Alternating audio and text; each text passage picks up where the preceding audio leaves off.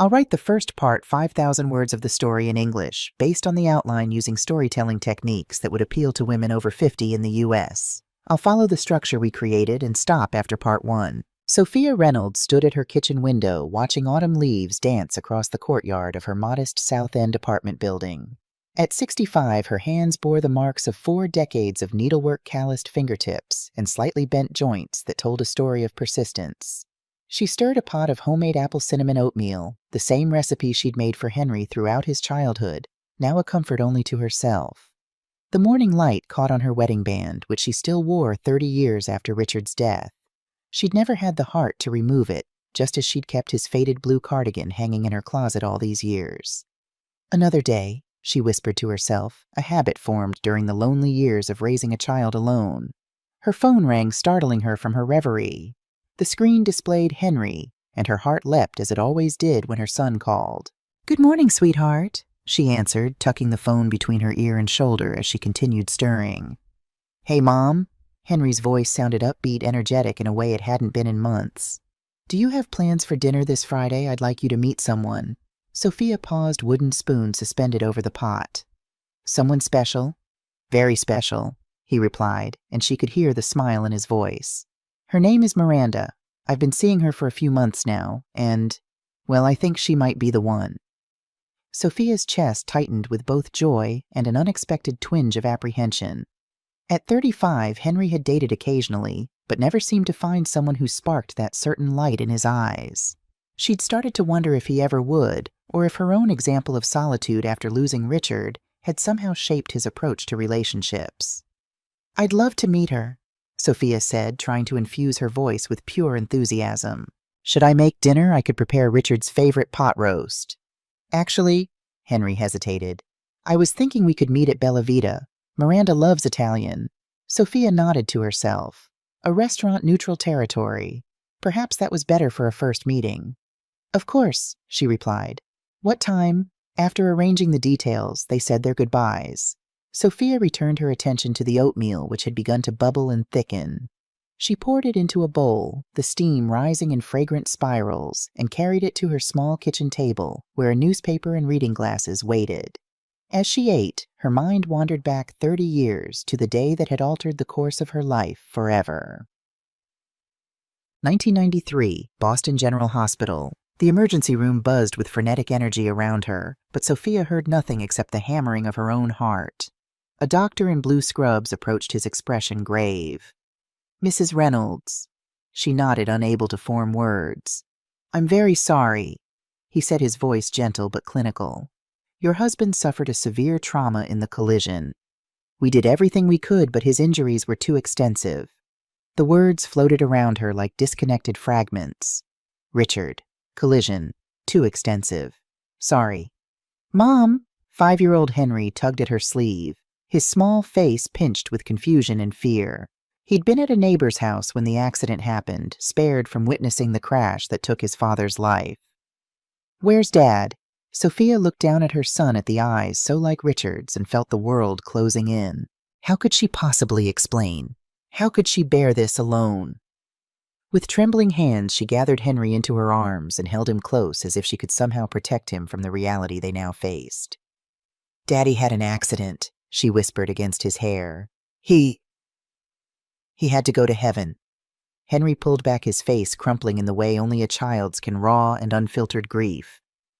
"But he promised to take me fishing on Saturday." The simplicity of his response nearly broke her. "I know, sweetheart, I know." That night, after Henry had finally fallen asleep in her bed, clutching his father's unwashed T-shirt, Sophia sat at her kitchen table with a stack of bills and an empty bank account register. Richard had worked as a contractor, bringing in the majority of their household income.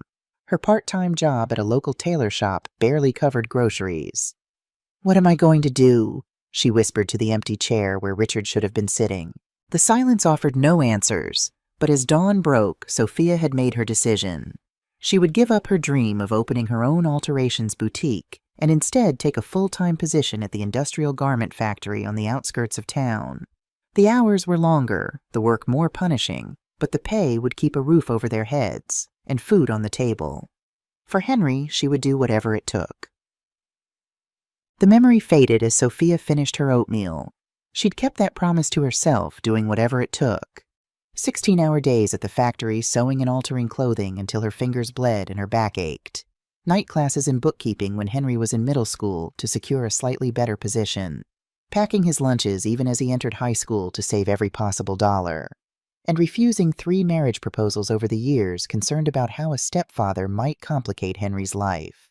She'd given up everything, postponed every dream, funneled every resource into ensuring Henry had opportunities she never did. And it had worked. He'd graduated from Boston University with a finance degree, secured a good position at an investment firm, and built a life that made her proud. Now there was a Miranda in the picture. Sophia rose and carried her empty bowl to the sink. "Richard," she murmured to the memory of her husband, "I hope she's worthy of our boy." Bella Vita buzzed with Friday night energy, clinking glasses, animated conversations, and the rich aromas of garlic and simmering tomato sauce. Sophia arrived 15 minutes early, as was her habit. She'd spent the afternoon at the salon splurging on a trim and style that softened her silver-streaked dark hair and wore a blue silk blouse that Henry had once said brought out her eyes.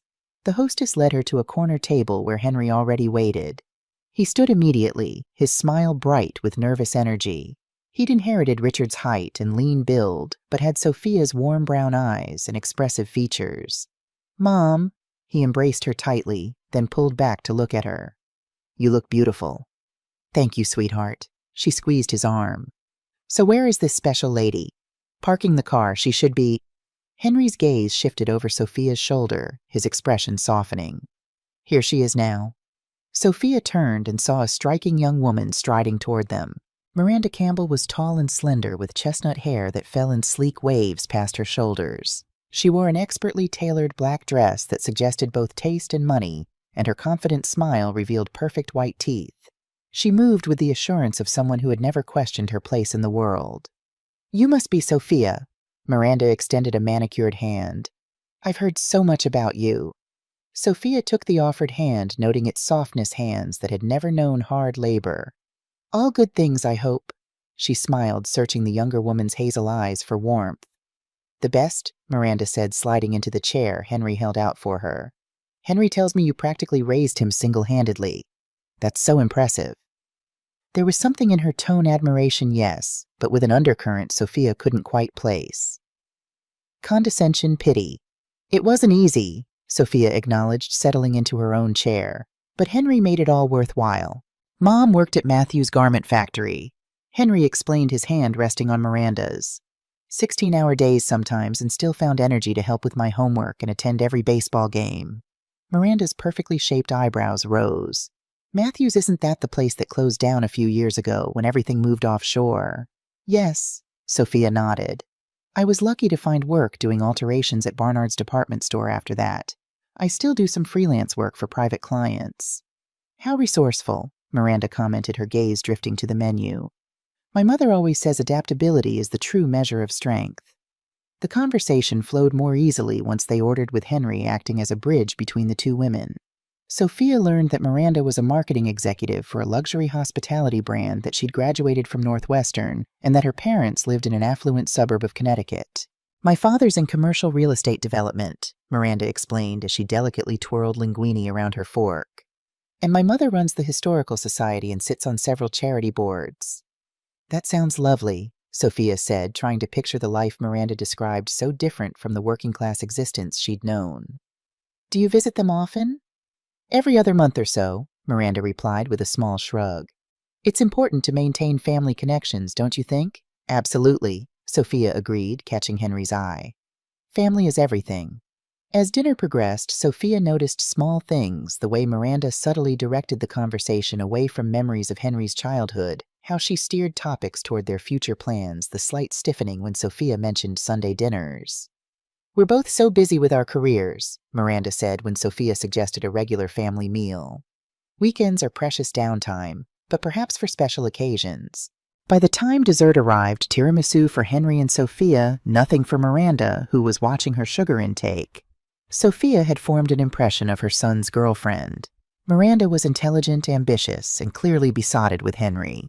But there was a calculated quality to her warmth, a precision to her charm that left Sophia wondering what lay beneath the polished surface. I'd love to have you both over for dinner sometime, Sophia offered as they waited for the check. I could make my lasagna Henry's favorite since he was little. That's sweet, Miranda smiled, her hand covering Henry's. But why don't you let us host next time my condo has that gorgeous view of the harbor? Miranda's an amazing cook, Henry added quickly. She makes this incredible seared salmon with miso glaze. Sophia nodded, swallowing a small pang of disappointment. That sounds wonderful. Outside the restaurant, as they prepared to part ways, Miranda surprised Sophia with a hug. It's been so lovely to finally meet you, she said, her expensive perfume enveloping Sophia in a cloud of sandalwood and jasmine. Henry adores you so much I feel like I already know you. Sophia returned the embrace, feeling the younger woman's shoulder blades beneath her palms. I'm so glad Henry's found someone who makes him happy. Miranda pulled back her smile perfect. That's all I want to make him happy.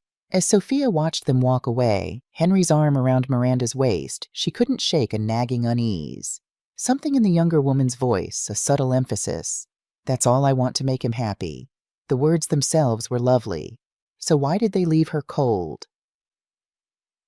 6 months passed in a whirlwind of occasional dinners and brief coffee meetings. Sophia saw less of Henry than before, but she told herself that was natural when your child found a partner. She kept her concerns about Miranda to herself, determined not to be the stereotypical interfering mother who couldn't let go.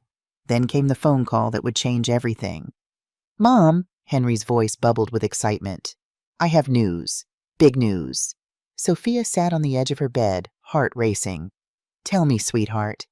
I asked Miranda to marry me last night. She said yes. The joy in his voice was unmistakable, and Sophia forced her own voice to match it. Oh, Henry, congratulations. I'm so happy for you both. We're thinking a small ceremony maybe at Rockport Beach where we had our third date. Just family and close friends. That sounds perfect, Sophia said, her mind already racing ahead to dresses and flowers and all the ways she could help. Miranda's mother has connections with a wedding planner who did her cousin's wedding at the plaza, Henry continued. She's already making calls. Oh, Sophia said, her enthusiasm dimming slightly. Well, that's helpful. But you know I'm here if you need anything. I may not have fancy connections, but I can address invitations or help with centerpieces. Thanks, Mom. I'll let Miranda know. There was a pause. She's really excited for you to be part of this. She says you're the mother she wishes she'd had sometimes. Sophia blinked, surprised. Miranda had always seemed perfectly content with her own mother, often citing Eleanor Campbell's taste and social connections. That's very sweet of her to say. I think you two are going to be close, Henry said earnestly. Once you spend more time together, you'll see how amazing she is. I'm sure we will, Sophia agreed, ignoring the small voice inside that whispered doubts. The wedding planning moved forward with breathtaking speed and minimal input from Sophia. When she called with suggestions or questions, she often reached Miranda's voicemail or received brief, non-committal responses. Henry assured her everything was under control, that Miranda and her mother had it handled. 3 months later, Sophia found herself sitting in the second row at a beachside ceremony far more elaborate than the small wedding Henry had described. Eleanor Campbell had apparently convinced the couple to upgrade to a full-scale event at an exclusive oceanfront property north of Boston, complete with white tents, crystal chandeliers, and imported flowers. Isn't it magnificent? Rebecca, Sophia's younger sister, whispered beside her. Though a bit much if you ask me. Sophia nodded, adjusting the navy blue dress she'd splurged on for the occasion. Across the aisle sat the Campbell family, a collection of well-heeled, well-coiffed individuals who seemed to share a uniform of understated luxury. Eleanor Campbell, a slender woman with Miranda's features set in a more severe frame, wore an expression of satisfied triumph as she surveyed the gathering. The ceremony itself was beautiful, and Sophia wept quietly as Henry and Miranda exchanged vows. Whatever her reservations about her new daughter-in-law, she couldn't deny the love shining in her son's eyes. At the reception, after being seated at a table with distant Campbell relatives rather than with the immediate family, Sophia made her way to the newlyweds to offer her congratulations. Mom, Henry embraced her warmly. Isn't it amazing Miranda and her mother pulled it all together in record time? It's beautiful, Sophia agreed, turning to embrace her new daughter-in-law. Congratulations, Miranda. You make a stunning bride. Thank you, Sophia.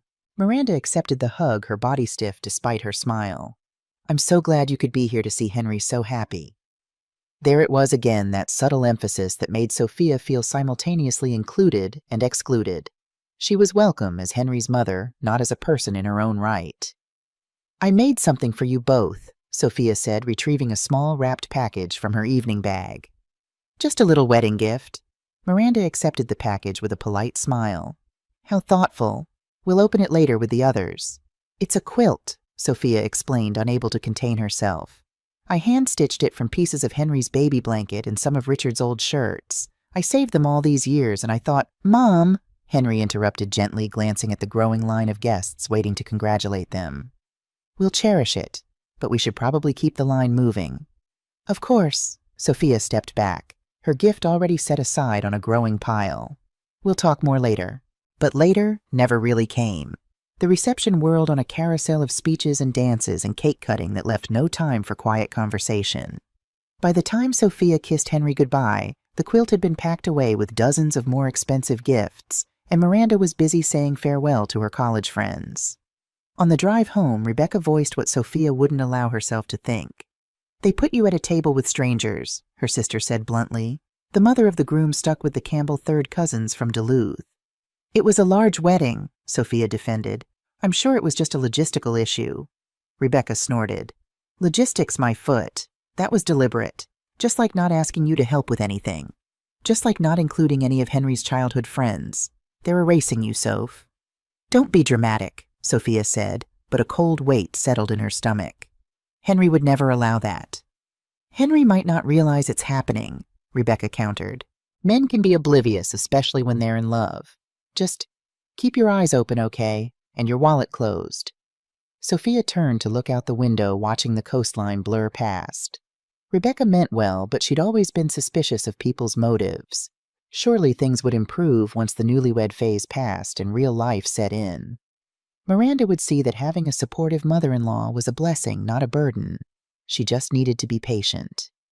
The first request came 3 months after the wedding, on an ordinary Tuesday evening. Sophia was sorting through her mending basket, making extra income by doing alterations for neighbors and friends when her phone rang. "Hey, Mom." Henry sounded slightly tense, a note in his voice Sophia recognized from his childhood when he'd broken a window or needed money for a school trip. "What's wrong, sweetheart?" she asked, setting aside Mrs. Abernathy's slacks. "Nothing serious," he assured her quickly. "It's just, we've hit a small snag. Miranda's car needs a new transmission. It's going to cost about $2,700, and we're a little tight this month with the honeymoon bills still coming in." Sophia frowned. "That's quite a repair bill. Have you gotten a second opinion?" "Miranda's dad recommended the mechanic," Henry explained. "He says it's a fair price for a BMW. A BMW. Of course. Sophia's own 10-year-old Toyota had been reliable enough, if not glamorous. "I can help," she said after a brief calculation. She'd been saving for a new heating system, but that could wait until next year. "I'll transfer the money tonight." "You're the best mom. We'll pay you back as soon as Miranda's bonus comes through next quarter." Sophia smiled into the phone. "No rush, Henry. Family helps family." After they hung up, she sat for a long moment, needle poised over fabric. $2,700 was a significant amount, nearly 2 months' worth of her retirement checks. But Henry had never been irresponsible with money, and car troubles happened to everyone. She transferred the funds immediately, telling herself it was a one-time occurrence. And it wasn't. 6 weeks later, Henry called again. This time it was an unexpected tax bill on Miranda's condo, which they'd kept and were renting out, that needed immediate payment. $3,000. "Just until the renter's next payment comes in," Henry promised. The management company messed up the escrow calculations. Again, Sophia helped without hesitation, though this time she had to dip into the CD she'd been building as an emergency fund. 2 months after that, it was a flooded kitchen in their new rental house that insurance wouldn't fully cover. $2,200. Each time the promises were the same: "We'll pay you back soon, it's just temporary. We're still getting on our feet as a couple." And each time Sophia believed them, never mentioning the mounting total or asking about repayment. On a crisp October afternoon, nearly a year after the wedding, Sophia sat with Rebecca in a small cafe near the harbor. The sisters met monthly for what they called their sanity session, a chance to vent frustrations and seek advice without judgment. "So how much are you into them for now?" Rebecca asked bluntly, stirring her latte. Sophia sighed. There was no hiding things from her sister. About 11,000. Rebecca whistled low.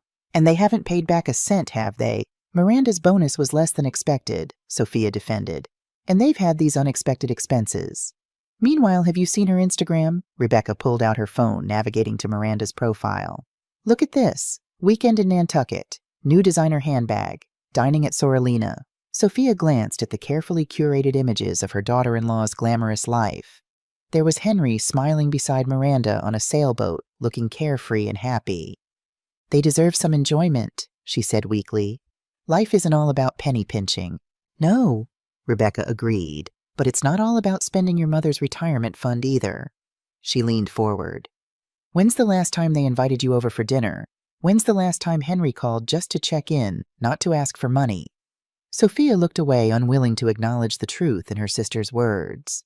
The invitations had grown scarce, and the calls primarily centered around financial emergencies. He's building his marriage, she said finally. I don't want to be the clingy mother who can't let go. Rebecca reached across the table to squeeze her hand. There's a difference between letting go and being taken advantage of. I just don't want to see you hurt, Soph. Before Sophia could respond, her phone buzzed with a text message. She glanced down, seeing Henry's name.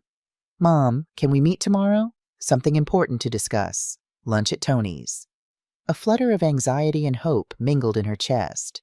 Perhaps they wanted to start repaying her. Or maybe they just missed her and wanted to reconnect.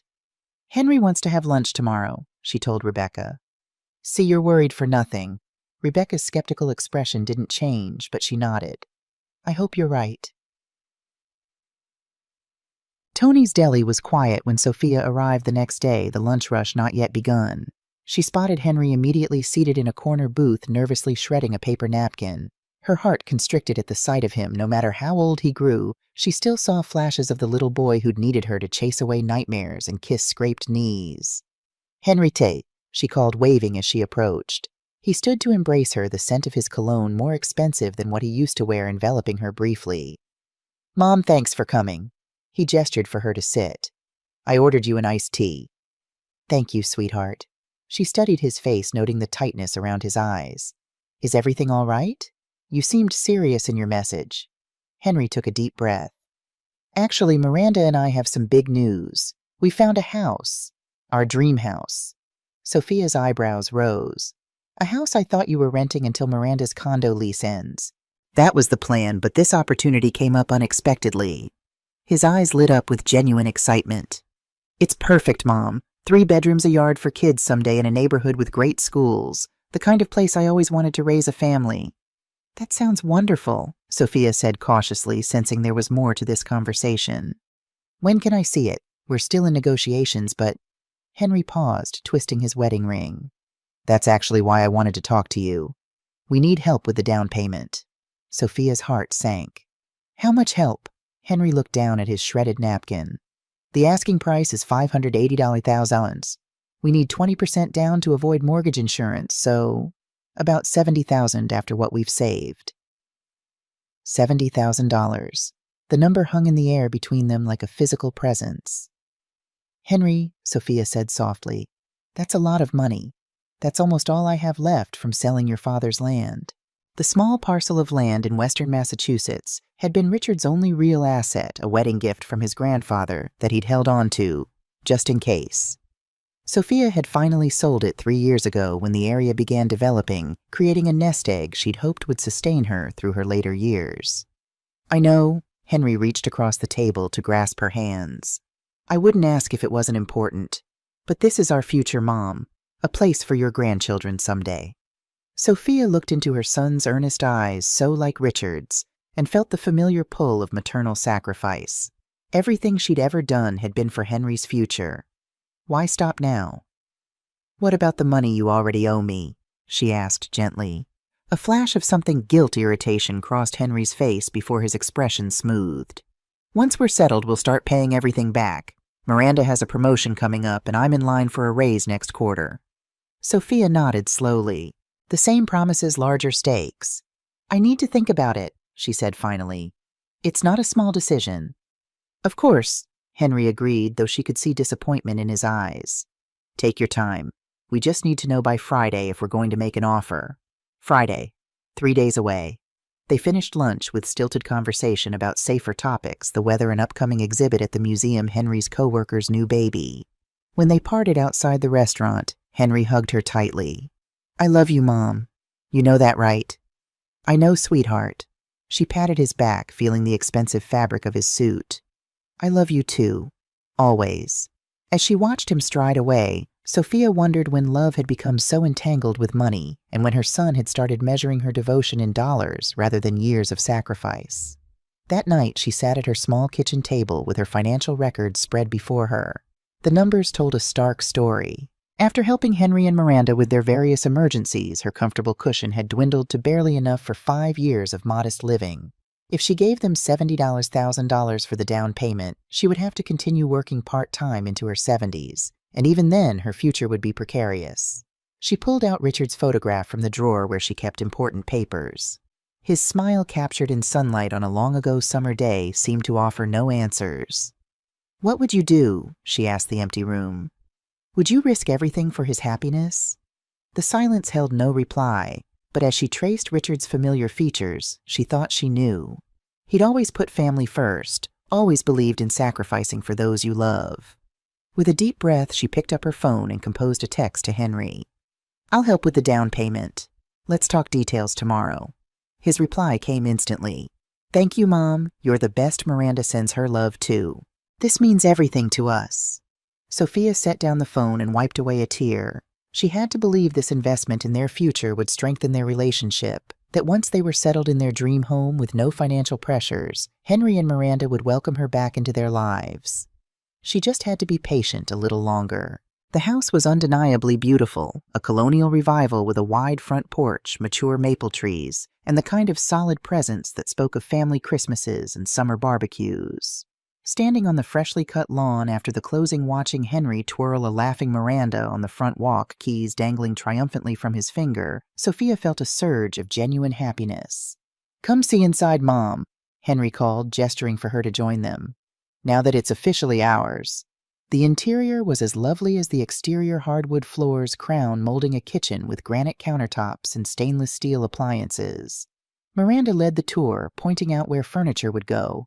The wall they planned to paint the perfect shade of dove gray, the sunroom that would become a home office. "And this," she said, opening a door off the main hallway, "will be the guest room, for when you visit." Sophia stepped into the modest room with its single window overlooking the side yard. "It's lovely. We'll get a nice pull-out sofa for now," Miranda continued, "and eventually a proper bed when finances allow." "I could help with that," Sophia offered, "as a housewarming gift." Miranda's smile tightened slightly. "That's so thoughtful, but we want to furnish the house our own way in our own time. Don't we, honey?" She looked to Henry, who nodded. "We appreciate it, Mom, but you've already done so much with the down payment." Sophia swallowed her disappointment. "Of course. Whatever you prefer." The tour concluded in the backyard, where a wooden deck overlooked a small fenced area with raised garden beds. Henry disappeared inside to take a work call, leaving Sophia alone with Miranda for the first time in weeks. "It's a wonderful home," Sophia said sincerely. "I'm so happy for you both." Miranda's smile didn't quite reach her eyes. "We're very grateful for your contribution. Henry says you sold land his father left you." "Yes," Sophia nodded. "Richard bought it before we were married. We always thought of it as Henry's inheritance someday, so in a way this is just accelerating the timeline." Miranda's gaze sharpened with interest.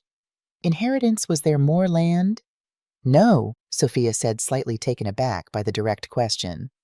"Just that parcel. Richard didn't have much in the way of assets. We were just starting out when he died." "How tragic," Miranda murmured, though her tone held little genuine sympathy. "Well, we won't forget your generosity. Henry's always said what an amazing mother you've been sacrificing for him." There was something in her emphasis on sacrificing that made Sophia uncomfortable, as if the younger woman found the concept distasteful rather than admirable. Before she could respond, Henry returned his expression troubled. "Everything all right?" Sophia asked. He ran a hand through his hair, a gesture so like Richard's that it made her heart ache. "Just work stress. And I got a call from the mortgage broker. Our first payment is due in 3 weeks, and it's higher than we expected. Almost $3,500 with taxes and insurance." Miranda's perfectly composed expression faltered. 3,500, but they quoted us to the 800. Interest rates went up, Henry explained, and the property taxes were reassessed higher than the estimate. A tense silence fell over the trio. Sophia could see the calculations happening behind her son's eyes and knew what was coming next. "Mom," he began hesitantly, "I hate to ask, but is there any way you could help with the payments? Just for a few months until we get settled and catch up financially." Despite having anticipated the request, Sophia still felt a jolt of dismay. "The mortgage payments, Henry, that's a significant ongoing commitment." I know. He looked genuinely distressed. "It's just temporary. Miranda's waiting on that promotion, and once it comes through, we'll be fine. It's just the transition that's tight." Sophia glanced at Miranda, who was examining her manicure with studied nonchalance, as if the conversation didn't concern her directly.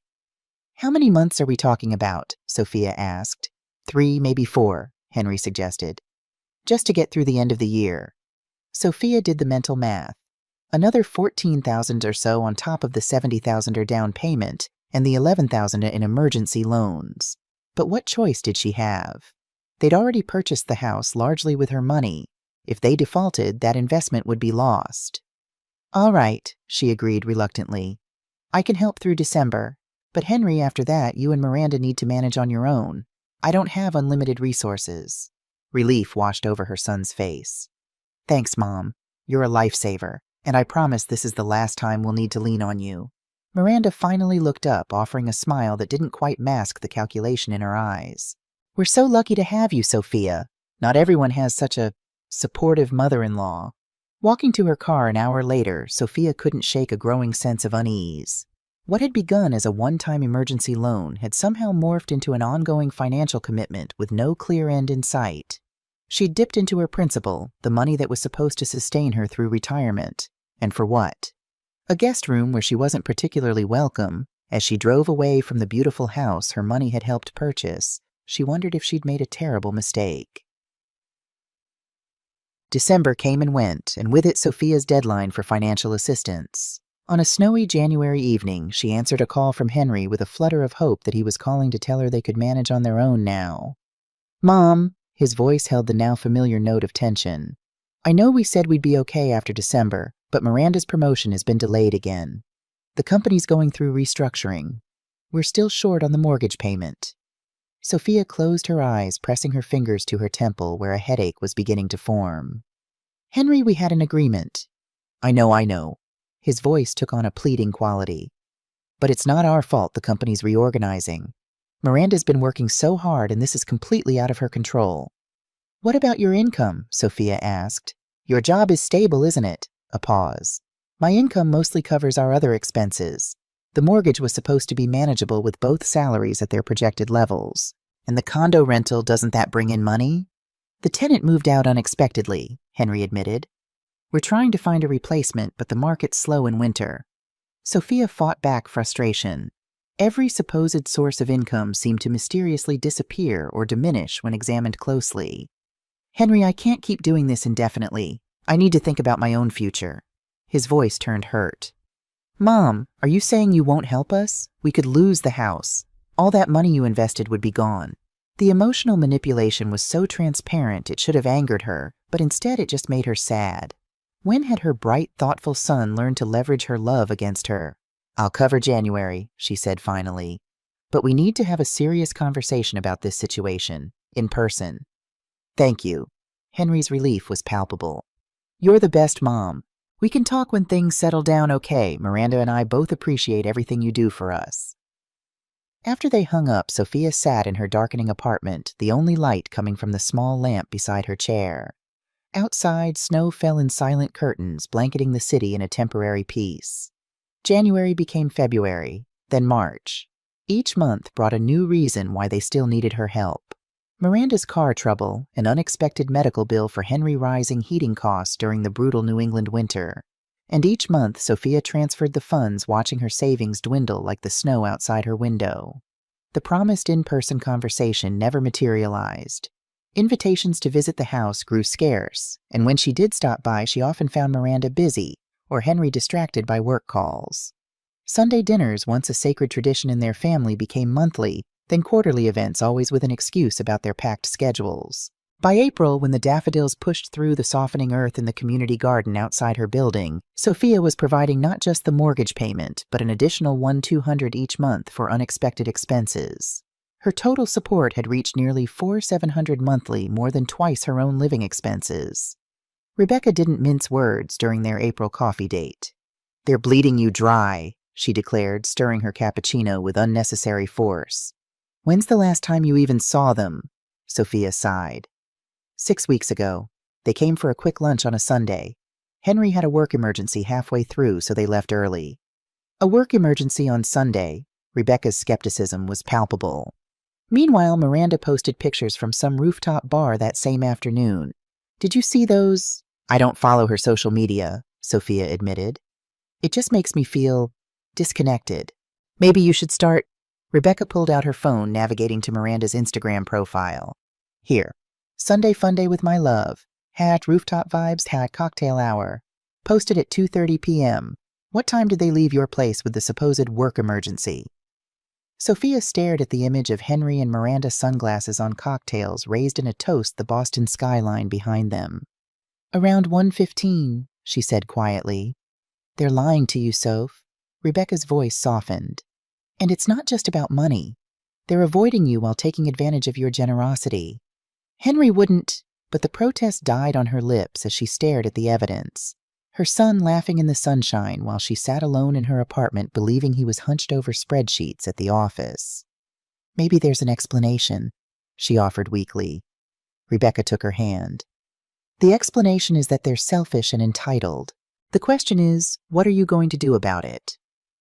What indeed Sophia had spent her entire adult life putting Henry's needs above her own. How could she suddenly stop, especially when so much of her money was already invested in their house, their lifestyle? "I need time to think," she said finally. Rebecca nodded, uncharacteristically gentle. "Take all the time you need, but don't take so long that there's nothing left of you or your savings." The call came on a Tuesday morning in May, just as Sophia was preparing to leave for her volunteer shift at the community center library. "Mom," Henry's voice held an unfamiliar mix of exhaustion and elation. "It's happening. Miranda's in labor. We're at Massachusetts General." Sophia nearly dropped the phone. "The baby, but she's not due for 3 more weeks. Apparently Charlotte has other ideas." Henry laughed, the sound slightly hysterical. "Can you come? We might be here a while." "Of course I'll be there as soon as I can." She called the library to cancel her shift, changed into more comfortable shoes, and grabbed the small gift bag she'd prepared weeks ago. A hand-knitted blanket in soft yellow yarn, a silver rattle that had been Henry's, and a children's book she'd loved reading to him. The journey to the hospital passed in a blur of anticipation. A grandchild. Despite all the tension and financial stress of the past 2 years, the thought of holding Henry's baby filled her with uncomplicated joy. At the hospital, she found Henry pacing the maternity floor, waiting room hair disheveled, still wearing his work clothes from the day before. "Mom," he embraced her with genuine warmth for the first time in months. They took her for an emergency C-section. Her blood pressure was too high and the baby was showing signs of distress. Fear gripped Sophia's heart. "Is Miranda all right? And the baby?" "The doctors said they're monitoring closely. It should be fine, but—" He trailed off, the worry evident in his face. In that moment, he looked so young, so much like the little boy who'd needed her after nightmares. "Sit down," Sophia guided him to a chair. "Have you eaten anything?" "Let me get you some coffee at least." Henry shook his head. "I couldn't eat, but coffee would be good."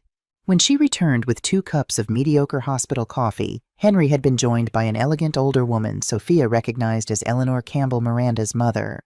She was speaking intently to Henry, her hand on his arm, but fell silent when she noticed Sophia. "Sophia," Eleanor nodded coolly. "How prompt of you to come." "Of course I came," Sophia replied, handing Henry his coffee. "My first grandchild is being born." Eleanor's expression suggested she found this statement somehow presumptuous, but before she could respond, a doctor appeared in the waiting room doorway.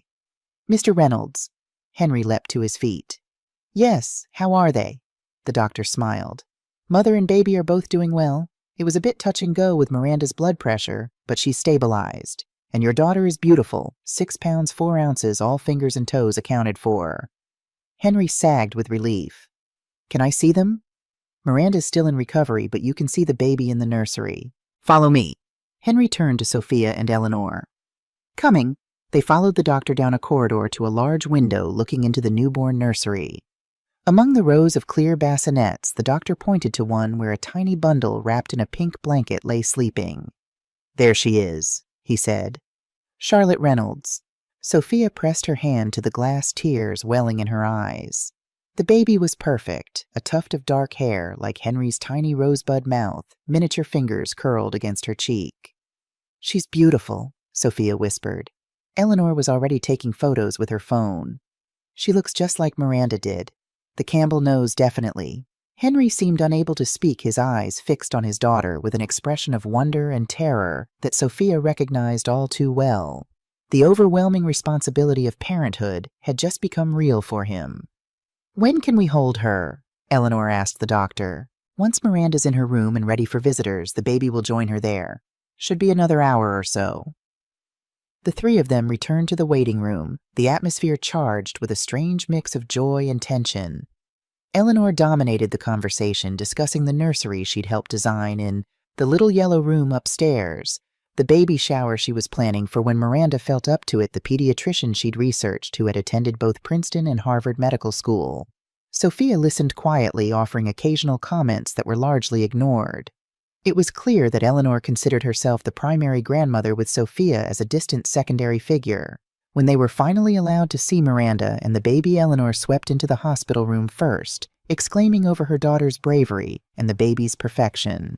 Sophia hung back, allowing Henry his moment to kiss his wife and marvel at the daughter now cradled in Miranda's arms. "Would you like to hold her, Mom?" Henry asked after a few minutes, turning to Sophia with a smile that reminded her of happier times. Before Sophia could answer, Miranda spoke up, her voice tired but firm. "Actually, my mother hasn't had a chance yet. Mom, would you like to hold Charlotte first?" Eleanor didn't wait for confirmation, already moving to take the baby with practiced confidence. "Come to Grandma," she cooed, settling into the room's only comfortable chair. Sophia swallowed her disappointment. There would be time later. This was Miranda's moment after all, and she was entitled to decide the order of things. But as the visit stretched on, with Eleanor monopolizing the baby and Miranda growing visibly exhausted, no offer was extended to Sophia. Eventually, a nurse appeared to suggest that the new mother needed rest. "We should go," Sophia said, gathering her purse. She approached the bed to kiss Miranda's cheek. "Congratulations. She's absolutely perfect." Miranda accepted the kiss with a stiff smile. "Thank you for coming, Sophia." "Mom," Henry walked her to the door.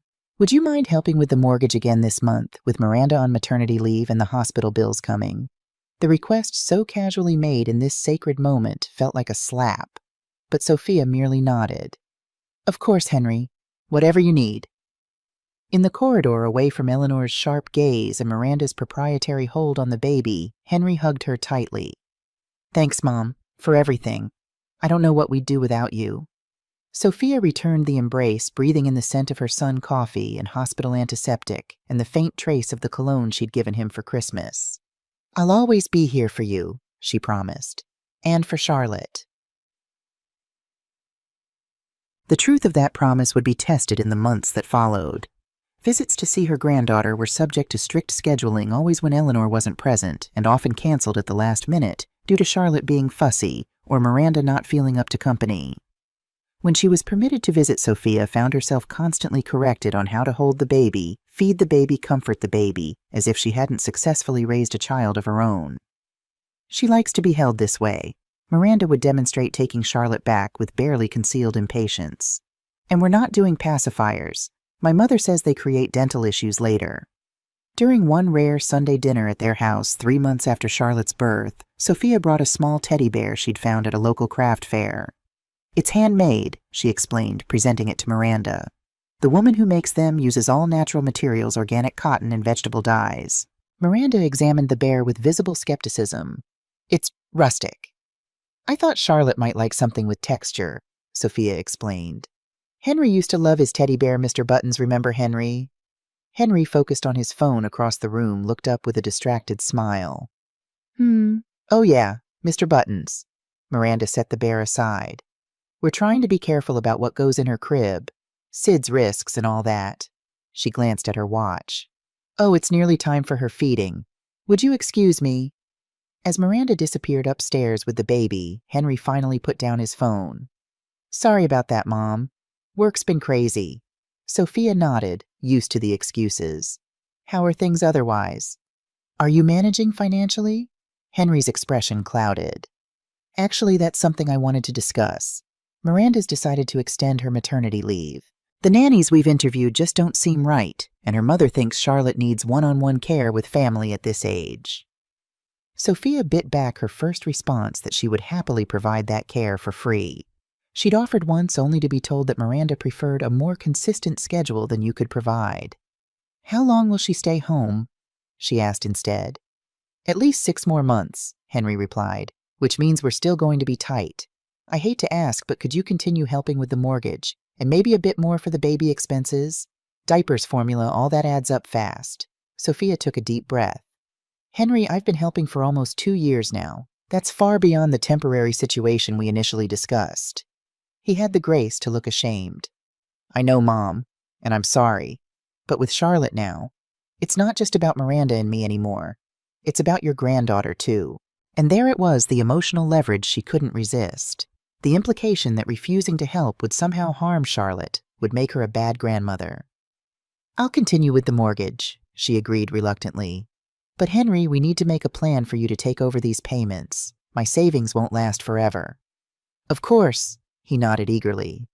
Once Miranda goes back to work, we'll be in a much better position. I promise. Promises. Always promises that somehow never materialized. Later, as Sophia prepared to leave, Miranda finally brought Charlotte downstairs.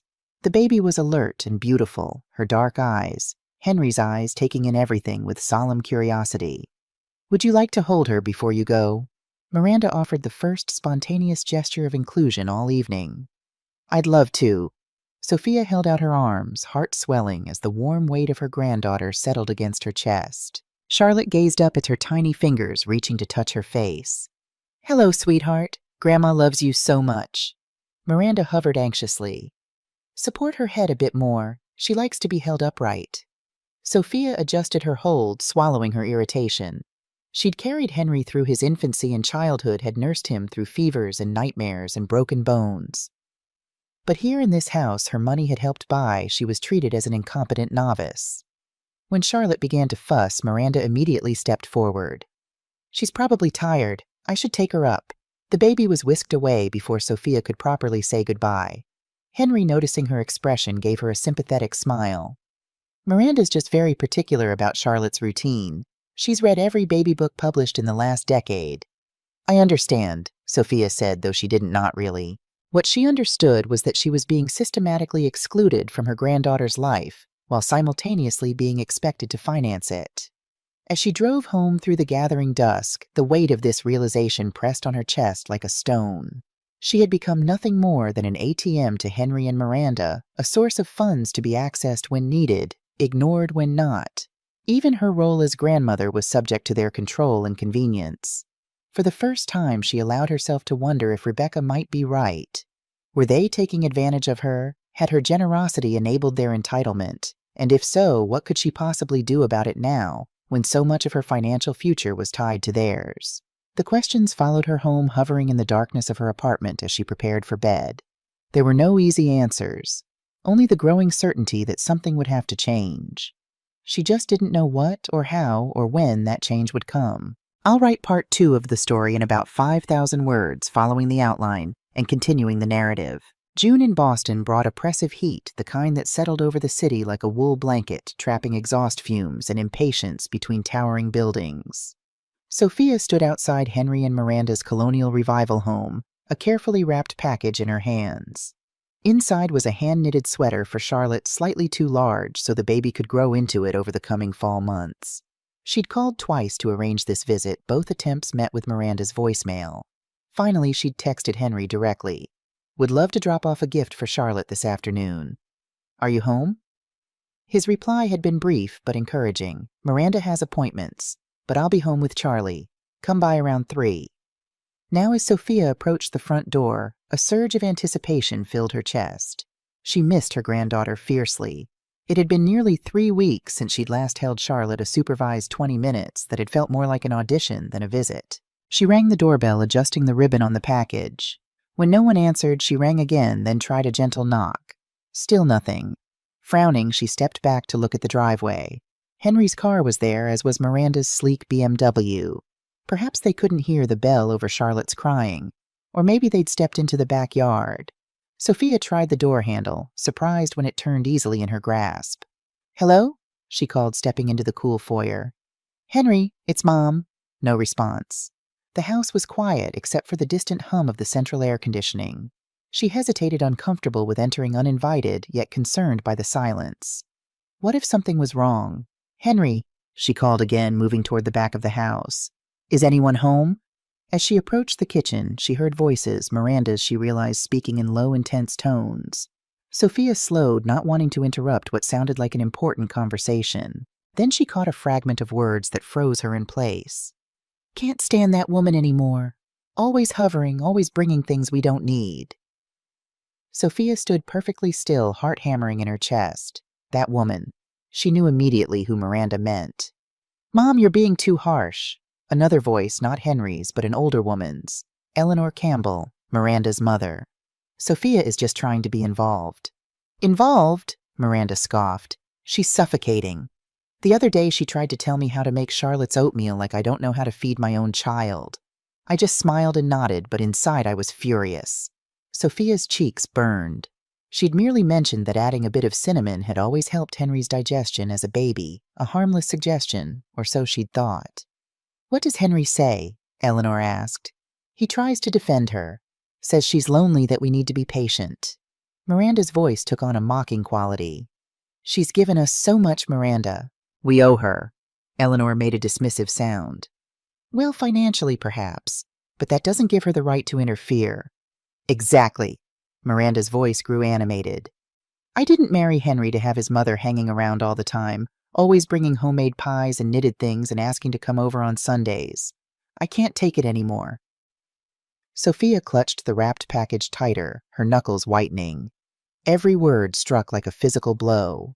This was how Miranda saw her gestures of love, as interference, as suffocation. A silence fell, followed by the sound of a refrigerator door opening and closing. Then Henry's voice, startling Sophia with its sudden presence. "Are you still on the phone with your mom?" "Just finishing up," Miranda replied, her tone instantly lighter. "Mom, I'll call you back later." Sophia heard the beep of a call ending, then Henry's weary sigh. "You should be more patient with my mom," he said. "She's lonely. We're all she has." "That's exactly why she clings to us," Miranda countered. "It's not healthy. She needs to make friends, join a senior center or something. Find a life outside of us." Sophia flinched.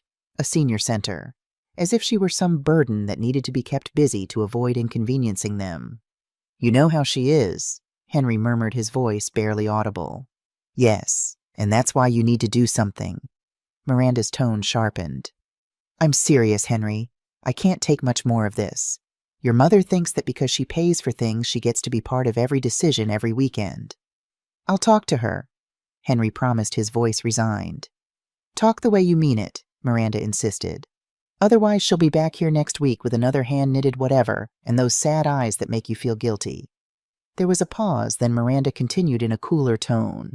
"I know she helps us financially, I'm not stupid, but that doesn't mean she gets to control our lives. Honestly, Henry, she's the one weighing us down, not the other way around. Without us, what would she even do? Sit alone in that tiny apartment counting her pennies. A burden. The word exploded in Sophia's mind. She who had worked since she was 16, who had raised a child alone, who had sold her only security to help them buy this very house, reduced to a burden.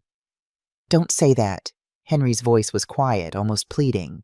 But Sophia noticed what he didn't say. He didn't defend her, didn't contradict his wife. He only asked her not to voice the sentiment aloud. "I'm just being honest," Miranda replied, the sound of cabinet doors opening punctuating her words. "We need to do something about this situation. Either she understands boundaries and keeps her distance, or what? Or we'll have to be more direct. Tell her to stay away for a while. For her own good, too. She needs to build her own life. Sophia backed away from the kitchen door, the wrapped package clutched against her chest like a shield. She couldn't bear to hear another word. Moving silently, she retraced her steps to the front door, slipping out as quietly as she'd entered. In her car, she sat motionless, the air conditioning struggling against the summer heat. The package with Charlotte's sweater lay on the passenger seat, its cheerful wrapping paper now seeming like a mockery of the situation. Only when she was certain she could drive safely did Sophia put the car in gear and pull away from the curb, leaving behind the house her money had helped buy, and the family who saw her only as an intrusion to be managed. For 3 days, Sophia moved through her apartment like a ghost, barely eating, sleeping in fitful bursts. She ignored calls from Rebecca, messages from her church group, even a reminder about her volunteer shift at the library. The world beyond her walls ceased to matter as she replayed every word she'd overheard, every dismissive tone, every painful truth. She's the one weighing us down. Without us, what would she even do? She needs to build her own life. On the 4th day, she awoke before dawn, her mind strangely clear, despite her lack of proper rest. She walked to the bathroom, splashing cold water on her face, then looked at herself in the mirror. What she saw startled her. Not just the dark circles under her eyes or the new lines etched around her mouth, but the expression one of resignation of defeat. And suddenly she was reminded of her mother in her final years. Irene Reynolds had raised 5 children on a rural Massachusetts farm after Sophia's father abandoned the family for his secretary. She'd worked until her hands cracked and her back gave out selling eggs and vegetables at the farmer's market, cleaning houses in the nearby town, sewing clothing for wealthier families. She'd never complained, never sought recognition for her sacrifices. But in her later years, living in Sophia's first apartment after the farm was lost to taxes, Irene had developed that same look, the expression of a woman who had given everything and expected nothing in return.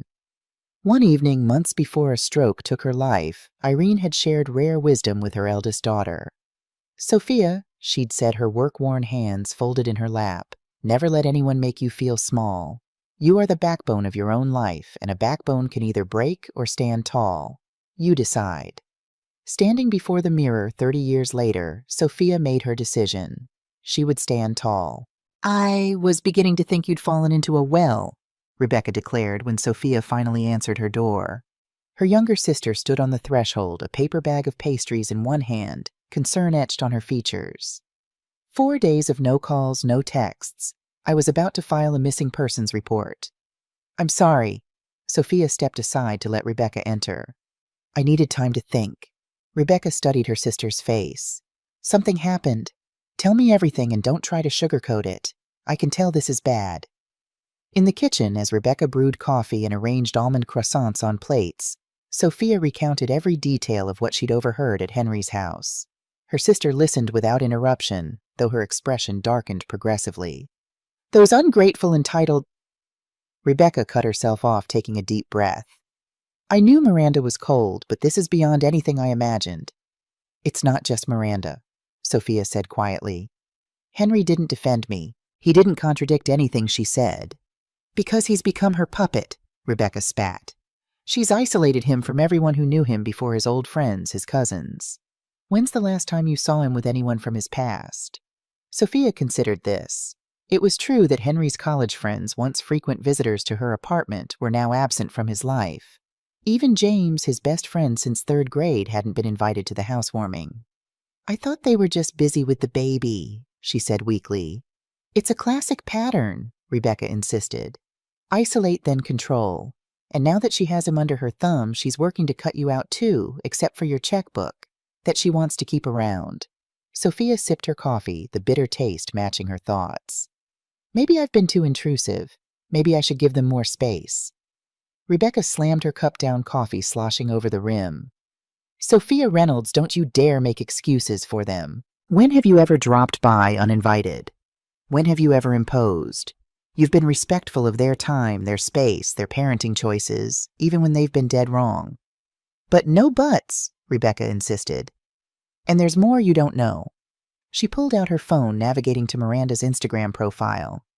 "I don't follow her social media," Sophia said, looking away. "Well, I do. Look at this." Rebecca handed over the phone. "Posted 3 weeks ago. The screen showed a photo of Miranda in a waterfront restaurant, a champagne glass raised toward the camera. The caption read, "Celebrating my promotion. New title, new office, new salary bracket. Hatch blessed / career goals." Sophia stared at the image, uncomprehending. Promotion? But they told me her promotion was delayed, that the company was restructuring. Exactly. Rebecca scrolled to another post. And here 2 months ago. Weekend getaway with my love at some 5-star resort in Vermont, while they were telling you they couldn't make the mortgage payment. Photo after photo revealed a life of prosperity that contradicted every financial hardship Henry and Miranda had claimed: designer purchases, gourmet meals, weekend trips. All while Sophia pinched pennies, canceled her health insurance, and worked part-time despite arthritic hands that protested every stitch. "It gets worse," Rebecca said grimly. She navigated to a different post, this one showing Miranda standing in what Sophia recognized as the guest bedroom of their house. The caption read, "Planning my dream spa room, goodbye guest bed, hello relaxation sanctuary. #home improvement, #self-care." In the comments, Miranda had detailed her vision: a massage table, steam shower, meditation area, and custom storage for her wellness products. The estimated cost cheerfully shared with an Instagram follower. Around $25,000, but worth every penny. "The guest room," Sophia whispered. "My guest room, which would never be used because you're not welcome to stay over," Rebecca finished. "They're planning to spend $25,000 on a spa room while you're paying their mortgage." Sophia handed the phone back, her hands trembling slightly. The evidence was undeniable. Every claim of financial hardship had been a lie. Every promise to repay her once their situation stabilized had been empty. "I've been such a fool," she said quietly. "No," Rebecca took her hand. "You've been a loving mother who couldn't imagine her son would lie to her this way. The fault lies with them, not you." Sophia nodded, though the shame of her gullibility still burned. "What do I do now?" "First," Rebecca said decisively, "we document everything. Every penny you've given them, every text promising repayment, every transfer. Then you talk to Frank." Frank Peterson had been Richard's friend before becoming Sophia's attorney, handling the sale of Richard's land and helping with her modest will. He was direct, ethical, and most importantly, discreet. "Do you think it's come to that?" Sophia asked. "Legal action against my own son." Rebecca's expression softened. "I think you need to know your options. What they're doing isn't just unkind, it might be financial exploitation of an elder. There are laws against that." The phrase exploitation of an elder stung, but Sophia couldn't deny its accuracy. She was 65, living on a fixed income, providing significant financial support based on misrepresentations. "Let me think about it," she said finally. After Rebecca left, Sophia sat at her kitchen table with a yellow legal pad, forcing herself to write down every dollar she had given Henry and Miranda over the past 2 years. The mortgage payments, the emergency loans, the down payment on the house, $3,700 monthly, plus the original $70,000. When she totaled the columns, the figure took her breath away, $158,800. Nearly 80% of what she'd had after selling Richard's land. At the current rate of support, her remaining savings would be depleted within 18 months. For the next 3 days, Sophia gathered evidence methodically. She printed bank statements showing transfers, collected text messages where Henry promised repayment, organized everything in a blue accordion folder. The process was painful, but clarifying, like lancing a wound to release infection. On Monday morning, she called Frank Peterson's office and made an appointment for the following day. The law offices of Peterson and Mulroney occupied the 3rd floor of a converted textile mill in Cambridge. The brick walls and exposed beams created an atmosphere both historical and unpretentious, much like Frank himself. "Sophia," he greeted her, warmly rising from behind his desk. At 70, with silver hair and reading glasses perpetually perched on his nose, he looked like Central Casting's idea of a trustworthy attorney. "It's been too long. Thank you for seeing me on short notice, Frank. For Richard's wife always." He gestured to a comfortable chair. "Now, you said this was about Henry. Nothing serious, I hope?" "Actually," Sophia set the blue folder on his desk. "It's very serious. I need your advice about money I've given or perhaps loaned to Henry and his wife." Frank's expression grew concerned as Sophia detailed the situation: the escalating financial support, the broken promises of repayment, the discovery that their claims of hardship were false. He examined the documentation occasionally, asking for clarification, his frown deepening as the full picture emerged. "This is troubling," he said, finally removing his glasses to polish them with a handkerchief. "Especially the pattern of misrepresentation to secure ongoing support." "What are my options?" Sophia asked quietly. Frank leaned back in his chair.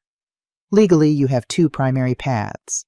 Either treat these funds as gifts, which means you have no expectation of repayment, or assert that they were loans that have not been honored." "I don't have any formal loan agreements," Sophia pointed out.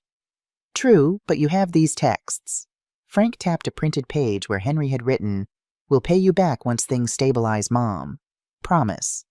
That establishes the expectation of repayment, and the pattern of their spending luxury items and renovations while claiming financial distress suggests a degree of deception that could strengthen your case.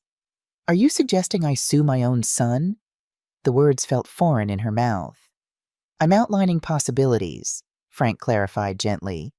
"A lawsuit would be complex, emotionally taxing, and potentially damaging to your relationship. But there are intermediate steps, a formal demand letter, for instance, or a structured repayment plan."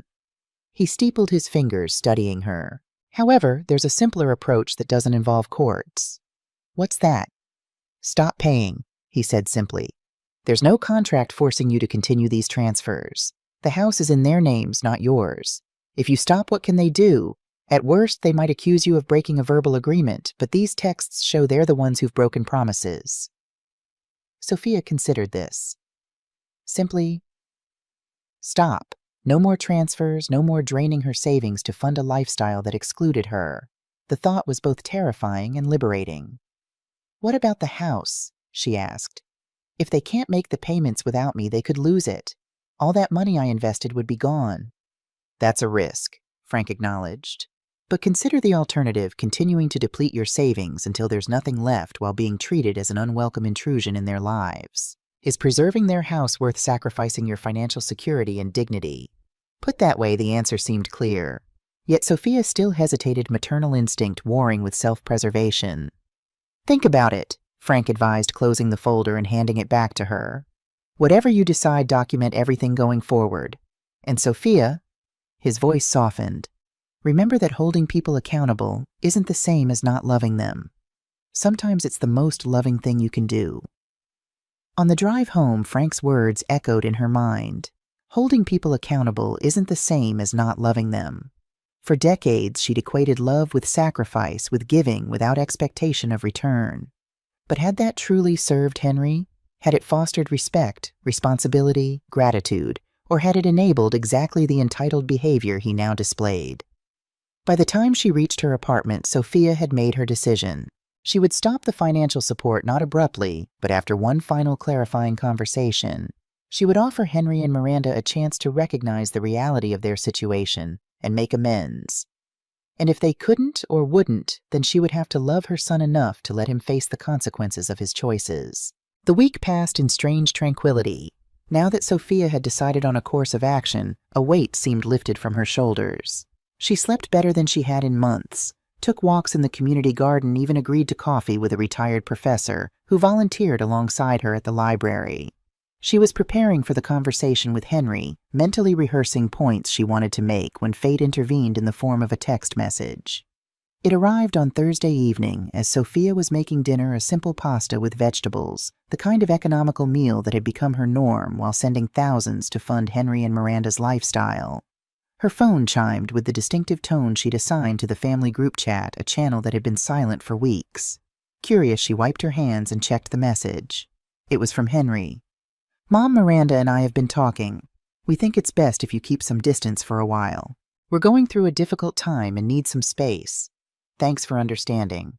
Sophia read the words 3 times, disbelief giving way to a cold, clarifying anger. After all the money, all the support, all the swallowed hurt and ignored disrespect, this was how they chose to communicate a text message dismissing her from their lives. Not even a phone call, not even the courtesy of a private conversation. And then, as if to underscore the callousness, a notification appeared beneath Henry's message. Miranda liked this post. A thumbs-up reaction to banishing her from their lives. As if Henry had shared a funny meme or an interesting article, not delivered a painful rejection to his mother. Sophia set the phone down carefully on the counter, turned off the stove, and walked to the living room window. Outside, the evening sky was painted in shades of amber and violet, the setting sun casting long shadows across the city. Children played in this courtyard below, their laughter floating up to her like bubbles on the breeze. The world continued beautiful and indifferent to her pain. She returned to the kitchen, picked up her phone, and began to compose a reply. Her fingers moved deliberately across the screen, each word a conscious choice. Understood, Henry. I'll respect your request.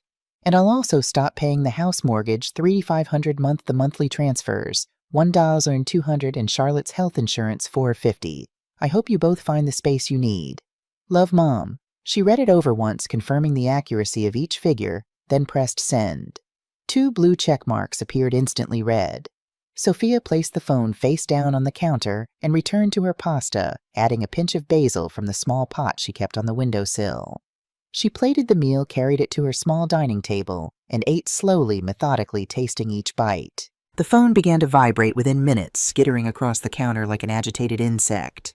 She ignored it, finishing her dinner in the growing twilight, then washing the single plate and fork with careful attention. Only when the kitchen was clean and a cup of chamomile tea steamed before her did Sophia finally check her phone. 15 missed calls, 23 text messages, all from Henry and Miranda, their tone evolving from confusion to panic to desperation. Mom, I think you misunderstood. We just need a little space, not for you to stop helping. Sophia, there must be some mistake. We only asked for some temporary distance while we work through some issues. Mom, please call me back. This is serious. The mortgage is due next week. Sophia, we need to talk this through calmly. Let's meet tomorrow and discuss this like adults. Mom, the bank will foreclose if we miss payments. You can't do this to us. The final message sent just 10 minutes ago was the most revealing. You know we can't afford this house without your help. Please don't punish us this way. We'll lose everything. Everything. The word hung in Sophia's mind. What exactly constituted everything to Henry and Miranda? The house, the luxury lifestyle, the spa room that was replacing the guest bedroom where she would never stay, and what had Sophia herself lost over these past 2 years? Her financial security, her relationship with her son, her dignity, her place in her granddaughter's life. She took a sip of tea, letting the warmth spread through her chest, and composed one final message for the night. Henry and Miranda, I've made my decision. When you decided I should keep some distance, you also decided you no longer needed my financial support. I won't discuss this further tonight. If you wish to talk, we can meet next week after you've had time to consider the situation fully. Good night. She turned off her phone completely, something she rarely did, and prepared for bed. In the bathroom, as she washed her face and applied the night cream she'd been rationing to save money, Sophia studied her reflection. The defeated woman from a week ago was gone. In her place stood someone with clear eyes and a straight spine, someone who had finally recognized her own worth, someone who had at last decided to stand tall rather than break. Well, Mom, she whispered to Irene's memory, I made my choice. The morning brought a hammering on her apartment door that startled Sophia from a surprisingly restful sleep. Sunlight streamed through the gauzy curtains as she pulled on her robe and made her way to the entryway. Through the peephole, she saw Henry, unshaven hair disheveled, wearing what appeared to be yesterday's clothes. His fist was raised to knock again when she called through the door. Henry, I told you I'm not discussing this today. Mom, please. His voice cracked with desperation. Just 5 minutes. I need to explain. There's nothing to explain, Sophia replied, keeping her tone even. You asked for space. I'm respecting that request, and I'm also making my own decision about my finances. But the mortgage is in your names, not mine, she interrupted. You and Miranda are the homeowners. The financial responsibility is yours. We can't make the payment without you. His voice rose in frustration. You know that. You've been helping us for almost 2 years. Exactly, Sophia said quietly. 2 years of support that was supposed to be temporary. 2 years of broken promises about repayment. 2 years of watching my savings disappear while you and Miranda posted about luxury weekends and spa room renovations. A stunned silence followed. Then, you've been checking Miranda's social media. Rebecca showed me, Sophia clarified. The promotion Miranda received while telling me her advancement had been delayed. The designer purchases made while claiming financial hardship. The $25,000 spa room planned for the guest bedroom I was never invited to use. Mom, those posts, they're just for show. Everyone exaggerates on social media. Do they also lie to their mothers about needing financial help? Sophia asked, her voice still calm but firm. Do they send dismissive text messages asking for distance after taking nearly $160,000? Another silence. When Henry spoke again, his voice had lost its defensive edge. I never meant for things to get so complicated, it just happened. One request became another, and then it seemed normal, and you stopped seeing me as your mother and started seeing me as your bank, Sophia finished. I understand how it happened, Henry. What I don't understand is why you thought it was acceptable. Can we please talk face to face? He pleaded. This feels wrong, speaking through a door. Sophia hesitated, then made her decision. Not today. I need time, Henry. And I think you do too, time to really consider what's happened here and what kind of relationship you want with me going forward. What about the mortgage? The panic edged back into his voice. It's due in 4 days. That's for you and Miranda to figure out, Sophia said gently. You're both intelligent, employed adults. I'm sure you'll find a solution. And if we can't, if we lose the house? The question hung in the air between them, separated by 2 inches of wooden door, but a much greater emotional distance. Then you'll learn what I learned 30 years ago when your father died, Sophia replied. That sometimes life takes away what we thought was secure, and we have to find the strength to rebuild. Mom, his voice caught on the word. I love you, Henry, she said softly. I always will, but I can't continue sacrificing my future for people who don't respect me as more than a checkbook. Take this week to think. We'll talk next Saturday if you want. Until then, please respect my need for space. She heard a long exhale, then footsteps retreating down the hallway. Only when the elevator doors dinged closed did Sophia realize she'd been holding her breath.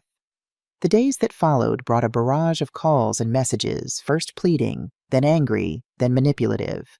Miranda's mother called once, leaving a scathing voicemail about abandoning family responsibilities that Sophia deleted halfway through. Even Charlotte was enlisted with a tearful voice message clearly coached by Miranda. Grandma, why don't you love us anymore? That one nearly broke her resolve, but Rebecca, steadfast as always, reminded her of what was at stake. They're using Charlotte as an emotional weapon, her sister pointed out during an impromptu visit. If they're willing to manipulate a 6-month-old baby to get money, they've lost all perspective. I still worry about them, Sophia admitted. What if they really do lose the house? Then they lose a house they couldn't afford, Rebecca said firmly. They both have jobs. They both have family support. Her parents are quite wealthy from what you've told me. They'll survive, Sophia, and maybe they'll learn something in the process. By the following Wednesday, Henry reported via text that they'd borrowed money from Miranda's parents to cover the mortgage payment, though he emphasized this was a one-time emergency solution, and they still needed Sophia's help going forward. She didn't respond. On Friday, Rebecca arrived with news gathered through the family grapevine. They've put the house on the market, she announced, setting down grocery bags in Sophia's kitchen. Listed it yesterday, according to Janet, who heard it from her daughter, who works in real estate. Sophia absorbed this information with mixed emotions. So quickly. Apparently, Miranda's father advised it, Rebecca explained, unpacking fresh vegetables and a roast chicken. Said they should cut their losses before missing more payments damages their credit. Smart man, whatever else he might be. And Miranda agreed, Rebecca shrugged. From what Janet heard, there was a massive fight. Henry wanted to try making it work. Miranda insisted they couldn't afford it without you. Eventually, her father's opinion won out. Sophia moved to the window, looking out at the city skyline. The house she'd helped buy, the dream home Henry had described so passionately, now on the market less than 2 years after purchase. It felt like failure, despite her certainty that she'd made the right decision. Do you regret it? Rebecca asked softly, coming to stand beside her. Setting this boundary. Sophia considered the question carefully. I regret that it came to this. I regret not seeing sooner what was happening.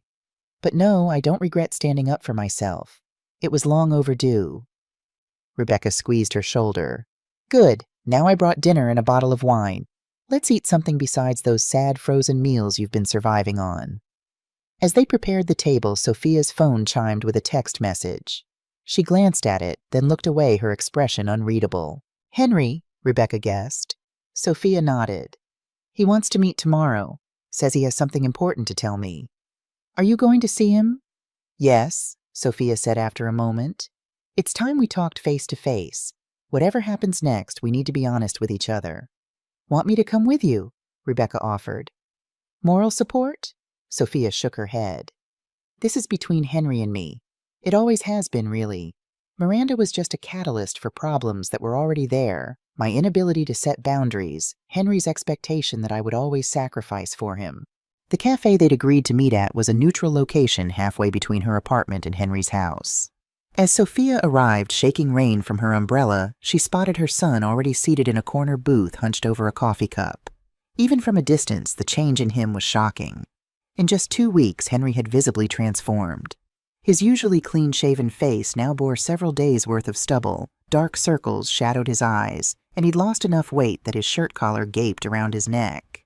This was not the polished financial analyst who'd confidently asked for $70,000 toward a dream house. This was a man in crisis.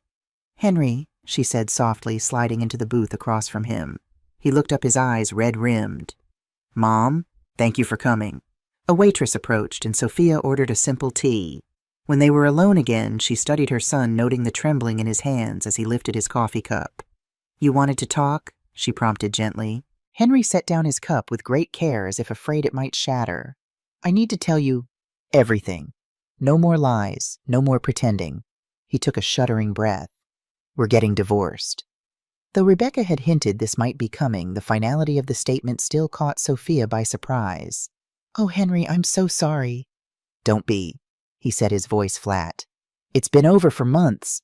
We just kept up appearances. He laughed humorlessly. Another lie in a house built on lies. Sophia waited, sensing he needed to speak without interruption. Miranda filed the papers yesterday, he continued. She says I ruined everything by not managing you properly. His mouth twisted on the word managing, as if you were some resource to be handled, not a person to be respected. And what do you think? Sophia asked, her voice steady despite the hurt his words caused. Henry's eyes finally met hers, revealing a depth of shame that made her heart constrict. I think I became someone I don't recognize. Someone who saw his own mother as a means to an end. Someone who cared more about appearances than truth. His voice broke. Someone who forgot where he came from and who got him there. The waitress delivered Sophia's tea and departed quickly, perhaps sensing the emotional intensity at the table. The house is sold, Henry continued. We accepted an offer yesterday significantly below asking price, but enough to clear the mortgage. Miranda's moving in with her parents until she finds a place. She's taking Charlotte most of the time, with me getting weekends. And you? Sophia asked, stirring honey into her tea. I've rented a 1-bedroom apartment near the office. It's small, basic. Nothing like, he gestured vaguely, indicating the lifestyle he was leaving behind. But it's what I can afford on my actual salary. I see, Sophia said, taking a careful sip of tea. And why did you want to tell me this in person, Henry? He seemed taken aback by the directness of her question. I thought you should know. I appreciate that, she acknowledged. But I sense there's more. Henry stared down at his coffee, now gone cold. I wanted to apologize, but the words seemed so inadequate. How do you apologize for taking advantage of someone who has given you everything? For treating the person who raised you, who sacrificed for you, like an ATM machine? You start by being honest, Sophia said simply, which it seems you're finally doing. It wasn't always like this, Henry said, almost pleading. When Miranda and I first got together, things were good. I was happy. But somewhere along the way, it became about what we had, not who we were. The house, the cars, the image on social media. He shook his head. And the more we acquired, the more we needed. It was never enough. And I enabled that, Sophia admitted quietly. By never saying no, by always coming through with money, I helped create this situation. Henry looked startled. You're not blaming yourself. After what we did, I'm acknowledging my role, Sophia clarified. Every relationship involves multiple people, Henry. Your choices were yours, Miranda's were hers, and mine were mine. I chose to keep giving without boundaries because that's what I thought love meant. I really did intend to pay you back, he said, his voice small. In the beginning, at least. But then it became so easy to just ask for more. And Miranda? He hesitated. Go on, Sophia encouraged. I want the whole truth, Henry. No more protecting me from reality. He nodded. Miranda saw you as a resource from the start. She researched you, Mom. Found out about Dad's land, calculated what you might have gotten for it. That's why she pushed for the big house, the expensive wedding. She knew you had the means to help. Though Sophia had suspected something similar, hearing it confirmed sent a cold wave through her chest. I see.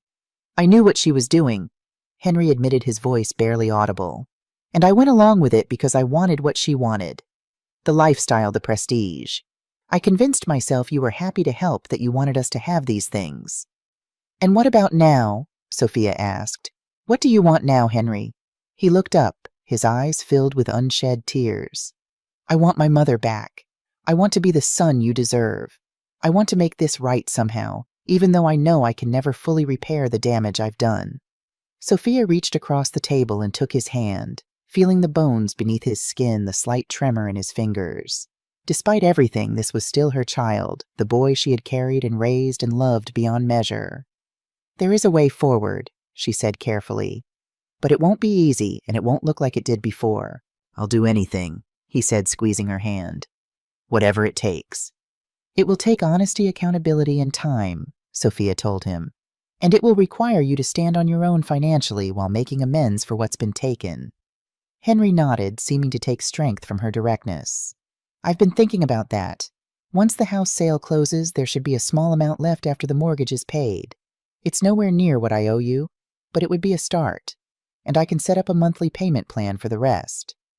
We'll need to formalize that, Sophia said, with proper documentation this time. Of course, he agreed immediately. Frank Peterson, he handled Dad's estate right. We could meet with him next week. Sophia nodded, pleased he'd suggested this without prompting. It was a small sign of maturity, of taking responsibility. There's something else, Henry said, hesitating.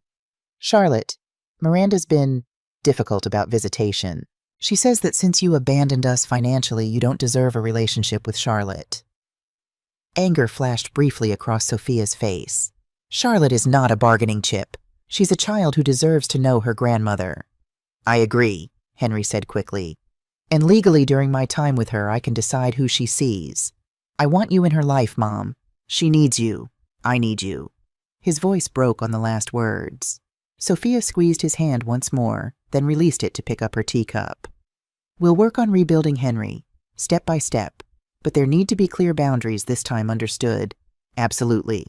He nodded, relief evident in his posture. Thank you for even being willing to talk to me. After what I did, I wouldn't have blamed you for cutting me off completely. You're my son, Sophia said simply. That hasn't changed. What's changed is my understanding of what healthy love looks like. It doesn't mean endless giving without reciprocation. It means mutual respect, honesty, and appropriate boundaries. They talked for another hour, outlining preliminary plans for repayment, for rebuilding their relationship, for ensuring Charlotte maintained her connection with her grandmother. When they finally parted outside the cafe, the rain had stopped, and weak sunlight broke through the clouds. Henry hugged her, his frame feeling thinner in her embrace. I love you, Mom, he whispered. I'm so sorry for losing sight of that. I love you too, she replied, patting his back. Always have, always will. But love must be paired with respect, Henry. Remember that.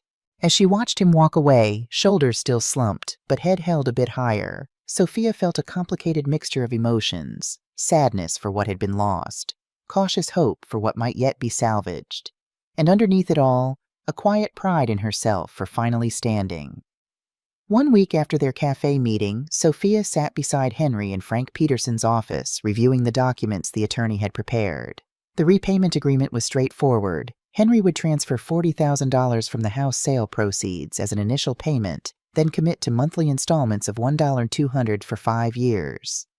This covers approximately 60% of the total amount, Frank explained, adjusting his reading glasses. As discussed, the remaining 40% will be forgiven contingent upon adherence to the payment schedule. It's more than fair, Henry said, scanning the pages. Especially the forgiveness clause. I don't deserve that. It's not about deserving, Sophia corrected gently. It's about what's realistic and what allows us both to move forward. Frank nodded approvingly. Exactly right. A repayment plan only works if it's sustainable. This arrangement balances accountability with practicality.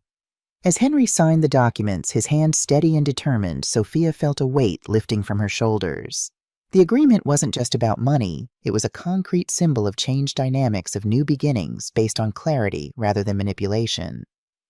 "There's one more thing," Frank said, sliding another document across the desk. "The visitation arrangement for Charlotte. Now, this isn't legally binding in the same way custody matters would go through family court, but it establishes your intentions and expectations clearly." Sophia reviewed the document, which outlined her right to see Charlotte during Henry's custody periods without interference, plus additional arrangements they hoped to negotiate with Miranda. "Do you think she'll agree to any of this?" Sophia asked Henry as they both signed. He sighed. "Honestly, I don't know. She's angry right now at me, at you, at the world. But her parents might help. They've always been reasonable, and they value family connections. They might encourage her to let Charlotte maintain a relationship with you." Eleanor Campbell reasonable, Sophia couldn't keep the skepticism from her voice, remembering the woman's cold dismissal at the hospital when Charlotte was born. "She's complicated," Henry acknowledged. "Status-conscious and sometimes judgmental. But she does care about Charlotte having a stable family network. And now that she's seen how Miranda behaved with you, she's been rethinking some things." "What do you mean?" Sophia asked, surprised. Henry hesitated. "After everything fell apart, Miranda expected her parents to just step in and replace your financial support. They refused. Eleanor told her, and I quote, 'You can't treat people like resources to be drained and discarded.'" It was illuminating. Frank gathered the signed documents, allowing them this moment of personal conversation. "Perhaps I misjudged her," Sophia admitted. "We all misjudged a lot of things," Henry said quietly. "But that's in the past now. We're creating a new future, right?" The hope in his voice, tentative but genuine, touched something in Sophia's heart. "Yes," she agreed. "A better one built on honesty." Outside the law office, as they prepared to part ways, Henry seemed reluctant to leave. "Mom, there's something else I need to tell you, about Miranda." Sophia steeled herself. "What is it?" "She's seeing someone already." He said the words coming in a rush. "Her boss, actually. Apparently it's been going on for months, even before our separation." Though Sophia had never warmed to Miranda, the revelation of such betrayal still shocked her. "Oh, Henry, I'm so sorry." He shook his head, a bitter smile twisting his lips. "The irony is, this is the promotion she was waiting for, becoming the girlfriend, then fiancée of the regional director." Another calculated move up the ladder.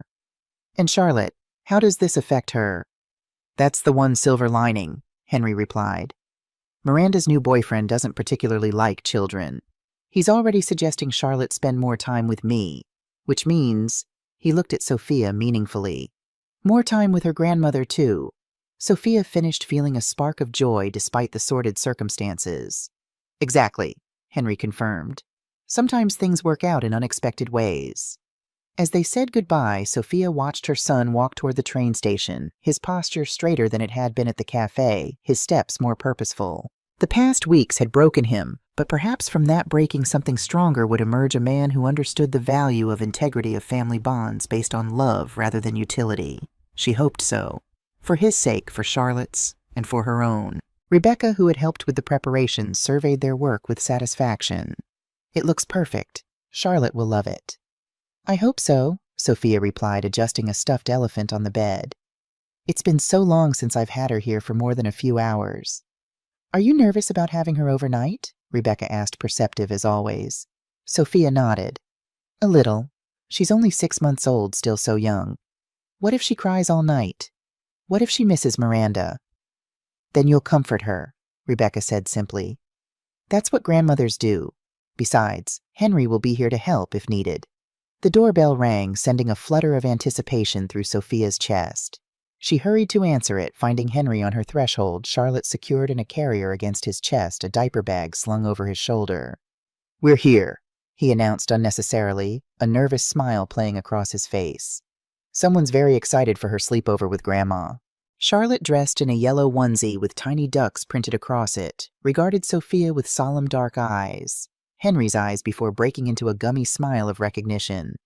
"Hello, sweet girl," Sophia cooed, reaching to take Charlotte from the carrier. "Grandma's so happy to see you." The baby came willingly into her arms, immediately grabbing for the pendant around Sophia's neck, a behavior that transported her back 35 years to when Henry had done the same as an infant. "She remembers you," Henry said softly, watching the interaction.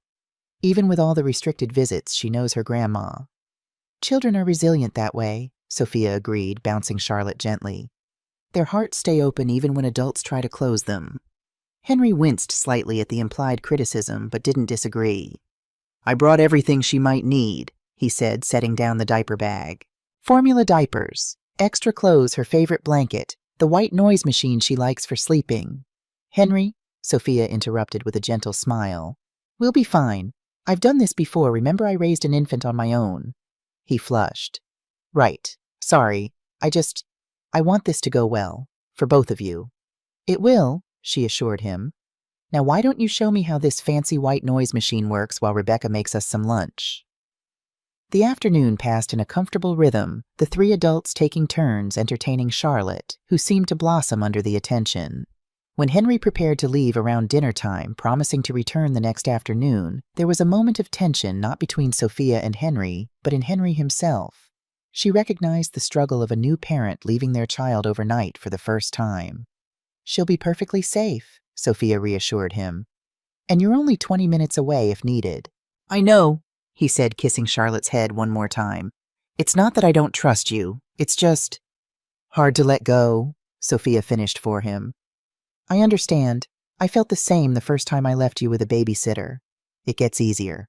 After he'd gone with Rebecca having departed earlier, Sophia and Charlotte settled into an evening routine. Bath time in the kitchen sink with gentle soap and warm water. A bottle of formula in the rocking chair Sophia had purchased second-hand. Stories read in a soft voice as Charlotte's eyelids grew heavy. When the baby finally drifted to sleep in the small bed surrounded by mesh guards to prevent falls, Sophia stood watching her for long minutes.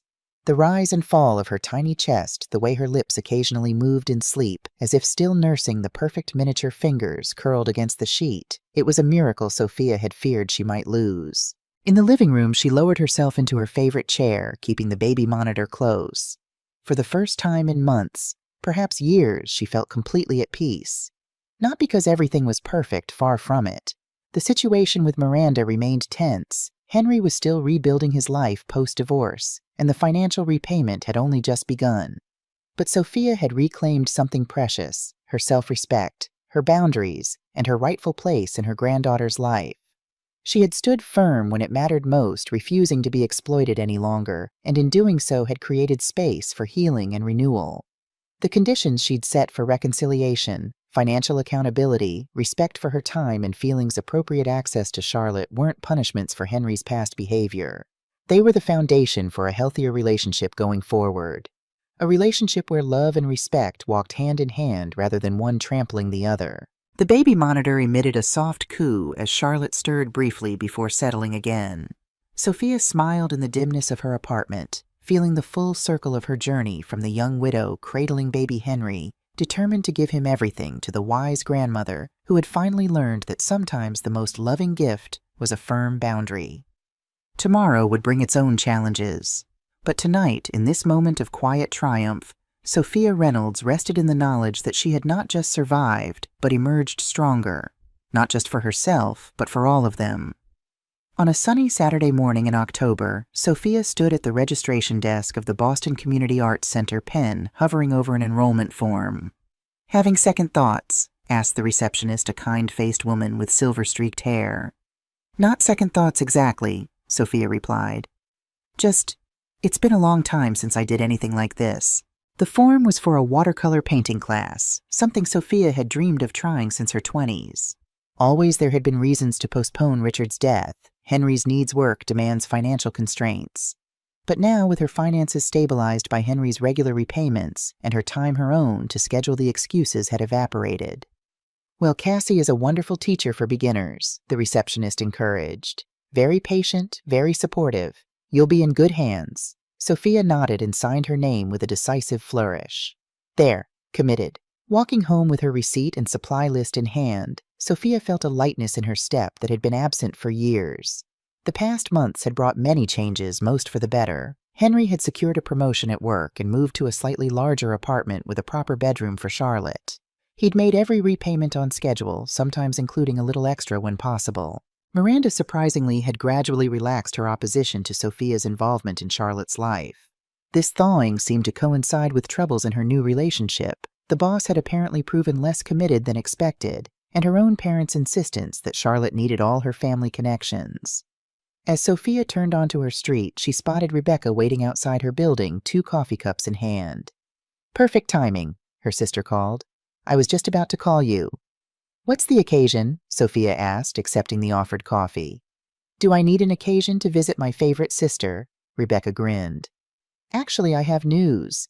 Janet found a buyer for my house." Sophia's eyebrows rose in surprise. Rebecca had mentioned possibly downsizing from her suburban home since her divorce 5 years ago, but had never taken concrete steps. "That was fast. When did you even list it?" 2 weeks ago, Rebecca admitted. "I didn't want to say anything until I knew there was serious interest, but the offer came in yesterday, full asking price, minimal contingencies." "That's wonderful," Sophia said warmly. "Where will you move?" A mischievous glint appeared in Rebecca's eye. "Well, that's the other thing I wanted to discuss. There's a 2-bedroom condo available in your building. 3rd floor western exposure. I toured it this morning." "In my building?" Sophia repeated, delight spreading through her. "You'd be just upstairs." "If you wouldn't find me too intrusive," Rebecca qualified. "I know you've been enjoying your independence." "Don't be silly." Sophia linked arms with her sister as they entered the building. "Having you nearby would be wonderful. We could share meals, split grocery shopping duties. Help with Charlotte during her visits," Rebecca added. "Exactly," Sophia agreed, thinking of how much Charlotte adored her great-aunt. "When would you move?" "The closing's set for November 15th, so probably early December." Rebecca's expression grew more serious as they entered Sophia's apartment. "There's one more aspect to this plan. Financial." "Oh." Sophia hung up her jacket, curious. Rebecca nodded. "The house sale will leave me with significant proceeds even after buying the condo outright. I'd like to help you secure your retirement, Soph. An investment account, maybe some conservative mutual funds, to make up for what Henry took."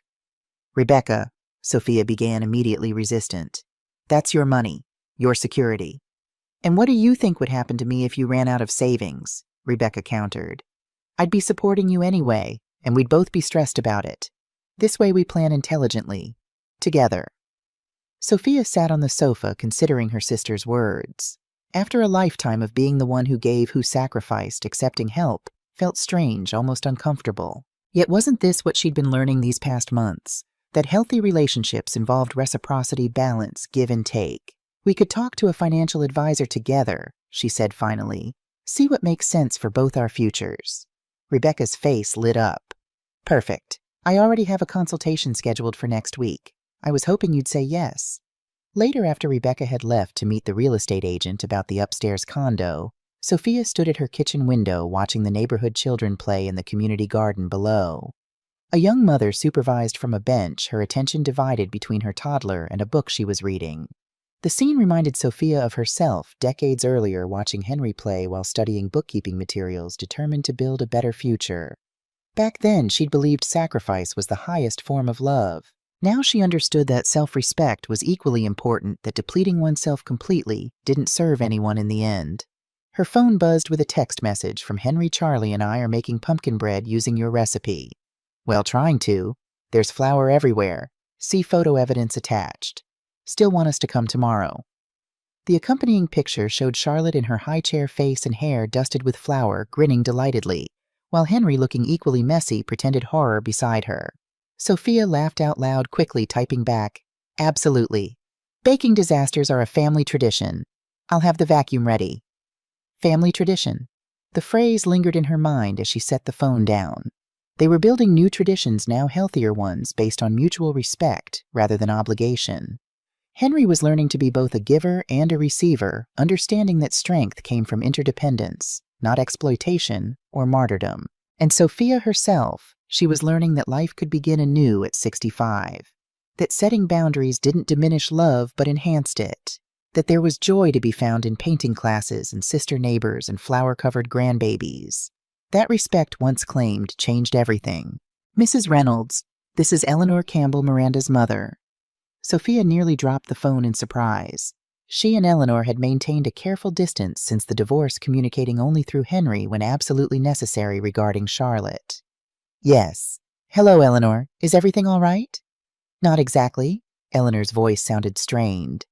"Miranda has the flu quite severely, I'm afraid.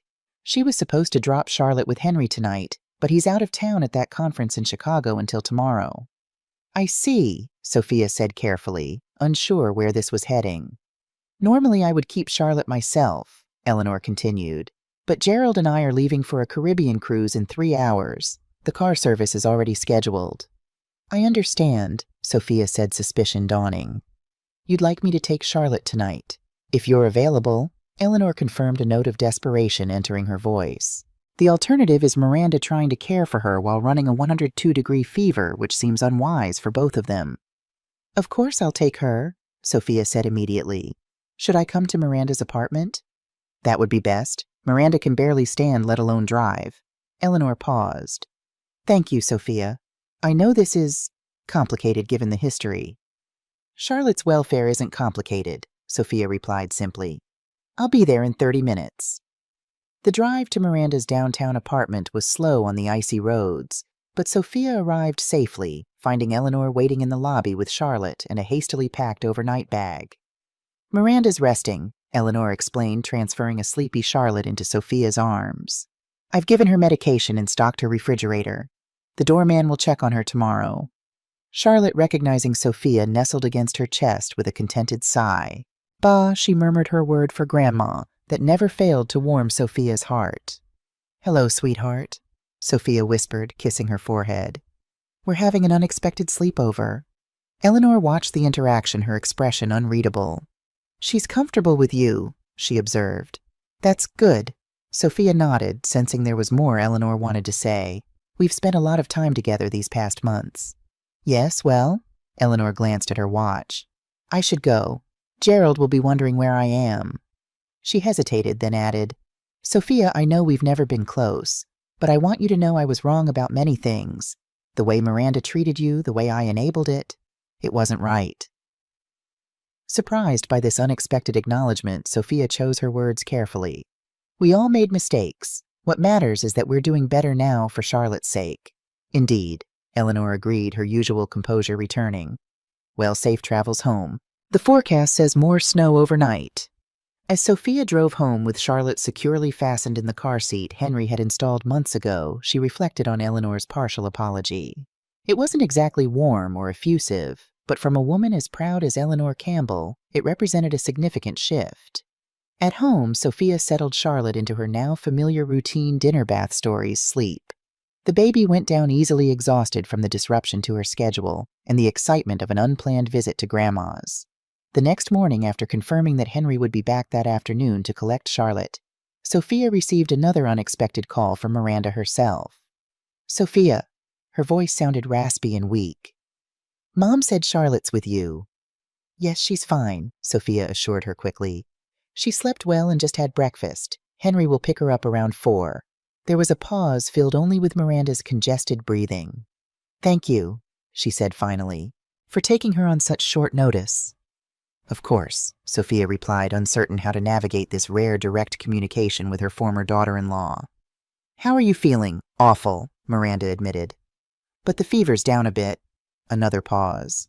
Can I speak to Charlotte? Just to say good morning?" "Of course," Sophia repeated, moving to where Charlotte was contentedly stacking wooden blocks on the living room rug. "Charlotte, sweetheart, it's Mommy on the phone."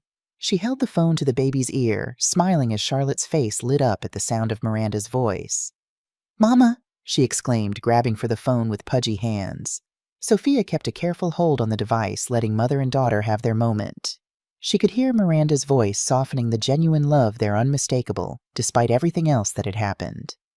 When the call ended, Sophia found herself contemplating the complex web of relationships that surrounded Charlotte. The child was loved by her father, who was rebuilding his integrity day by day, by her mother, who despite her flaws clearly adored her daughter, by 2 grandmothers with very different approaches to life, by a great aunt who delighted in her every new achievement.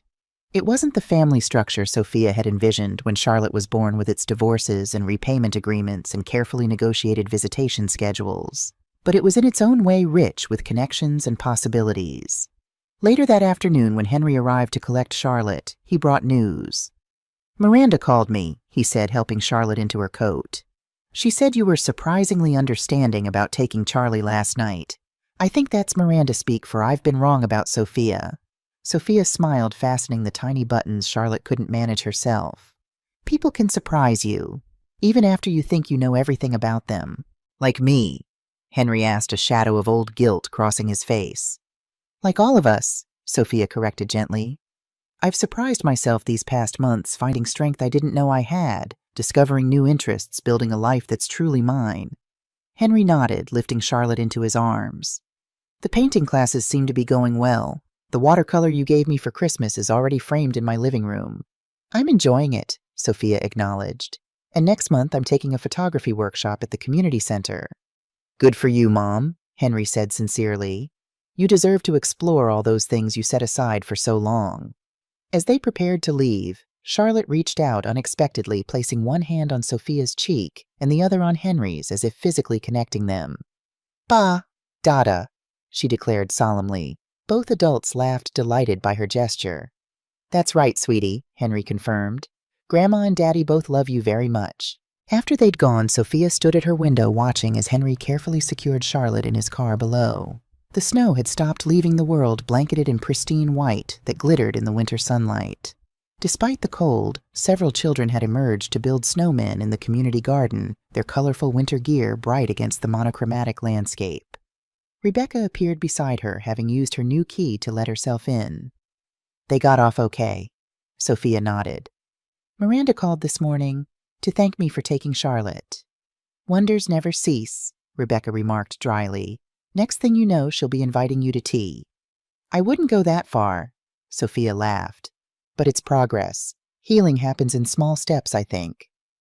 "Speaking of healing," Rebecca said, producing a folder from her bag, "I've been researching something. Senior living communities." Sophia turned to her in surprise. "For whom?" "For us," Rebecca clarified. "Eventually. Not now, not soon, but someday. Places where we could have separate apartments but shared amenities. Community without sacrifice of independence." "Planning ahead for our dotage," Sophia teased. "Planning ahead for our continued freedom," Rebecca corrected. "So we never become burdens to Henry or anyone else. So we maintain control of our own lives." Sophia considered this. Once she would have found such planning morbid or unnecessary, trusting that Henry would simply care for her in her old age as she had cared for him in his youth. But the events of the past year had taught her the value of self-reliance, of making choices that preserved her dignity and independence. "Show me what you've found," she said, gesturing toward the kitchen table. "I'm interested." As they reviewed the materials together, Sophia felt a profound sense of rightness. This was what healing looked like, not just reconciliation with Henry or cordial interactions with Miranda, but a fundamental shift in how she viewed herself and her future.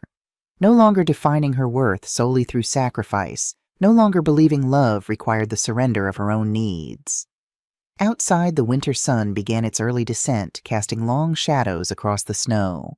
Inside, two sisters planned for a future where they would remain the authors of their own stories regardless of age or circumstance.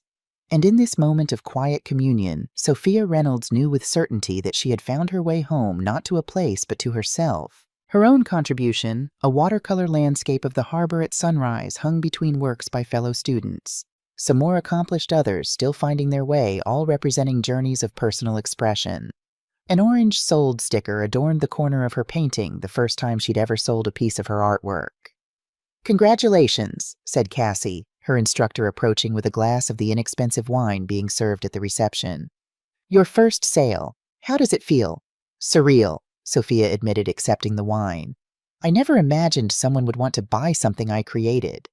"You underestimate yourself," Cassie observed. "You always have, I think." Before Sophia could respond, a familiar voice called her name. She turned to find Henry navigating through the crowded gallery, Charlotte perched on his shoulders, tiny hands gripping his hair for balance. "Pa!" Charlotte exclaimed, spotting Sophia. At 14 months, she was becoming more verbal by the day, her vocabulary expanding to include not just people, but favorite toys, foods, and activities. "There's my sweet girl," Sophia smiled up at her granddaughter. "And my handsome son. I didn't know you were coming." "Wouldn't miss your first exhibition," Henry said carefully, ducking to avoid a light fixture while keeping Charlotte secure. "Plus I have news. Good news. Let me introduce you first," Sophia said, turning to her instructor. "Cassie, this is my son Henry, and my granddaughter Charlotte. Henry, this is Cassie, the patient soul who's been teaching me to paint." "You're a natural talent," Cassie told Henry, shaking his hand. "Your mother has a wonderful eye for light and composition. She just needed permission to express it." As Cassie moved away to greet other visitors, Henry gazed at Sophia's painting. "It's really beautiful, Mom. I can see why it sold." "Who bought it? Anonymous buyer, apparently?" Sophia shrugged. "Probably someone being kind to an old lady artist." "Or someone with excellent taste," Henry countered. "Be proud of yourself." "I am." Charlotte, growing restless on her father's shoulders, began to bounce and point. "Down, down," Henry obliged, setting her carefully on the floor, but maintaining a firm hold on her hand. At this stage, Charlotte considered walking a competitive sport with maximum speed the primary goal. "So what's your news?" Sophia asked, crouching to Charlotte's level to receive an enthusiastic if slightly sticky kiss. "I've been promoted," Henry announced, his expression a mix of pride and humility. "Senior financial analyst. It comes with a significant raise." "Henry, that's wonderful." Sophia straightened to embrace him. "You've worked so hard for this." "There's more," he continued. "With the additional income, I can accelerate the repayment plan. I should be able to clear the debt completely within 2 years instead of 5. Sophia felt a swell of emotion, pride in her son's accomplishment, gratitude for his commitment to making amends, and a deeper satisfaction in seeing him become the man she'd always believed he could be. "That's not necessary," she assured him. "The current arrangement is working fine." "It's important to me," Henry insisted. "Not just because of our agreement, but because it's the right thing to do. I want to finish this chapter properly, Mom. I want to make you proud." "I already am proud," Sophia said softly. "So proud of the father you've become, the way you've handled adversity, how you're rebuilding your life with integrity." Charlotte, bored with the adult conversation, tugged at Henry's hand. "Play, play. One moment, sweetheart," he told her, then turned back to Sophia. "There's one more piece of news. Miranda's relocating to Chicago for work. She's asked if I'd consider taking primary custody of Charlotte." Sophia's eyes widened in surprise. "And will you?" Henry nodded. "I've already said yes. We're working out the details with our lawyers. She'd have Charlotte for school breaks and some holidays, but day-to-day Charlie would be with me." "That's a big responsibility," Sophia observed, watching her granddaughter as she attempted to twirl in place, delighted by her own dizziness. "A lot for a single father working full-time." "I know," Henry acknowledged. "Which leads to my question. Would you consider providing some regular childcare? Maybe 2 or 3 days a week. I'd pay you properly, of course." Sophia's heart filled with unexpected joy. After all the pain and conflict, after nearly losing her place in Charlotte's life, to be invited back in such a meaningful way felt like a circle completing itself. "I would love to care for Charlotte," she said warmly. "But you don't need to pay me. Grandmothers don't charge for loving their grandchildren." "Mom," Henry's tone grew serious. "We've talked about this. No more one-sided giving. I can afford childcare, and your time has value. If you're watching Charlotte while I work, that's a service worth compensating." Sophia studied her son's face, seeing the principled man emerging from the entitled boy he'd once been. "A compromise, then," she suggested. "You pay me, and I put the money into Charlotte's college fund, for her future." Henry smiled, relief and gratitude evident in his expression. "Deal." Later, as the exhibition wound down, Sophia found herself standing before her sold painting one last time. Rebecca approached, linking arms with her sister. "You never said who bought your masterpiece," she remarked. "The gallery keeps it confidential if the buyer requests it," Sophia explained. "Probably for the best. I'd be embarrassed to know who felt obligated to purchase my amateur effort." "Not amateur. Beginning," Rebecca corrected. "There's a difference. And for the record," she lowered her voice to a conspiratorial whisper, "I know who bought it." "You do?" Sophia turned to her in surprise. "Who?" Rebecca's eyes twinkled. "Henry," He arranged it before the show even opened. Said he wanted to make sure your first exhibition was a success, but didn't want you to feel it was charity. The painting's going in his office at work." Warmth spread through Sophia's chest at this revelation. Not because her son had purchased her artwork, though that was touching, but because he had done so in a way that honored her dignity, her independence. He had found a balance between support and respect that would have been unimaginable a year ago. "Don't tell him I told you," Rebecca added. "He wanted it to be a secret." "I won't," Sophia promised, gazing around the gallery at the other attendees, fellow students, community members, friends she'd made in her various classes and volunteer work. These connections, along with her strengthened bond with Rebecca and her evolving relationship with Henry, formed a tapestry of belonging that sustained her now. 1 year ago, she had stood in her kitchen reading a dismissive text message that reduced her to a financial resource rather than a beloved mother. She had faced the crushing realization that years of boundless giving had somehow fostered entitlement rather than gratitude, exploitation rather than respect. In that painful moment, she had found the courage to say enough, to reclaim her dignity, to insist on reciprocity, to value herself as highly as she valued others. That single act of self-respect had set in motion a cascade of changes, transforming not just her own life, but the lives of those around her. Henry had learned that true love included accountability. Charlotte would grow up understanding that relationships required mutual respect. Even Miranda seemed to be evolving, making choices that acknowledged her limitations as a parent, rather than pretending to be something she wasn't. And Sophia herself, she had discovered that life at 65 could be rich with new beginnings, painting classes and photography workshops, community involvement and personal growth, deepened relationships and expanded horizons. She had learned that setting boundaries wasn't selfish, but essential, that respecting oneself made it possible to truly love others. "Ready to go?" Rebecca asked, bringing Sophia back to the present moment. "I thought we could try that new Mediterranean place on Commonwealth Avenue. My treat." "Actually," Sophia smiled, "let's make it my treat. I just sold my first painting after all." As they left the gallery together, Sophia caught a final glimpse of her harbor sunrise, painting light breaking over dark water, illuminating the path ahead. It seemed an apt metaphor for her journey, this awakening to her own worth after decades of putting herself last. The price of respect, she had discovered, wasn't really a price at all, but a profound investment in herself, in those she loved, and in the authentic connections that made life meaningful. It was a lesson hard won, but infinitely valuable one she would carry forward into whatever adventures the coming years might bring. And standing in the gentle spring sunshine, arm in arm with her sister, with her son and granddaughter waiting to join them for dinner, Sophia Reynolds knew with quiet certainty that the best chapters of her story were still being written this time, with her holding the pen.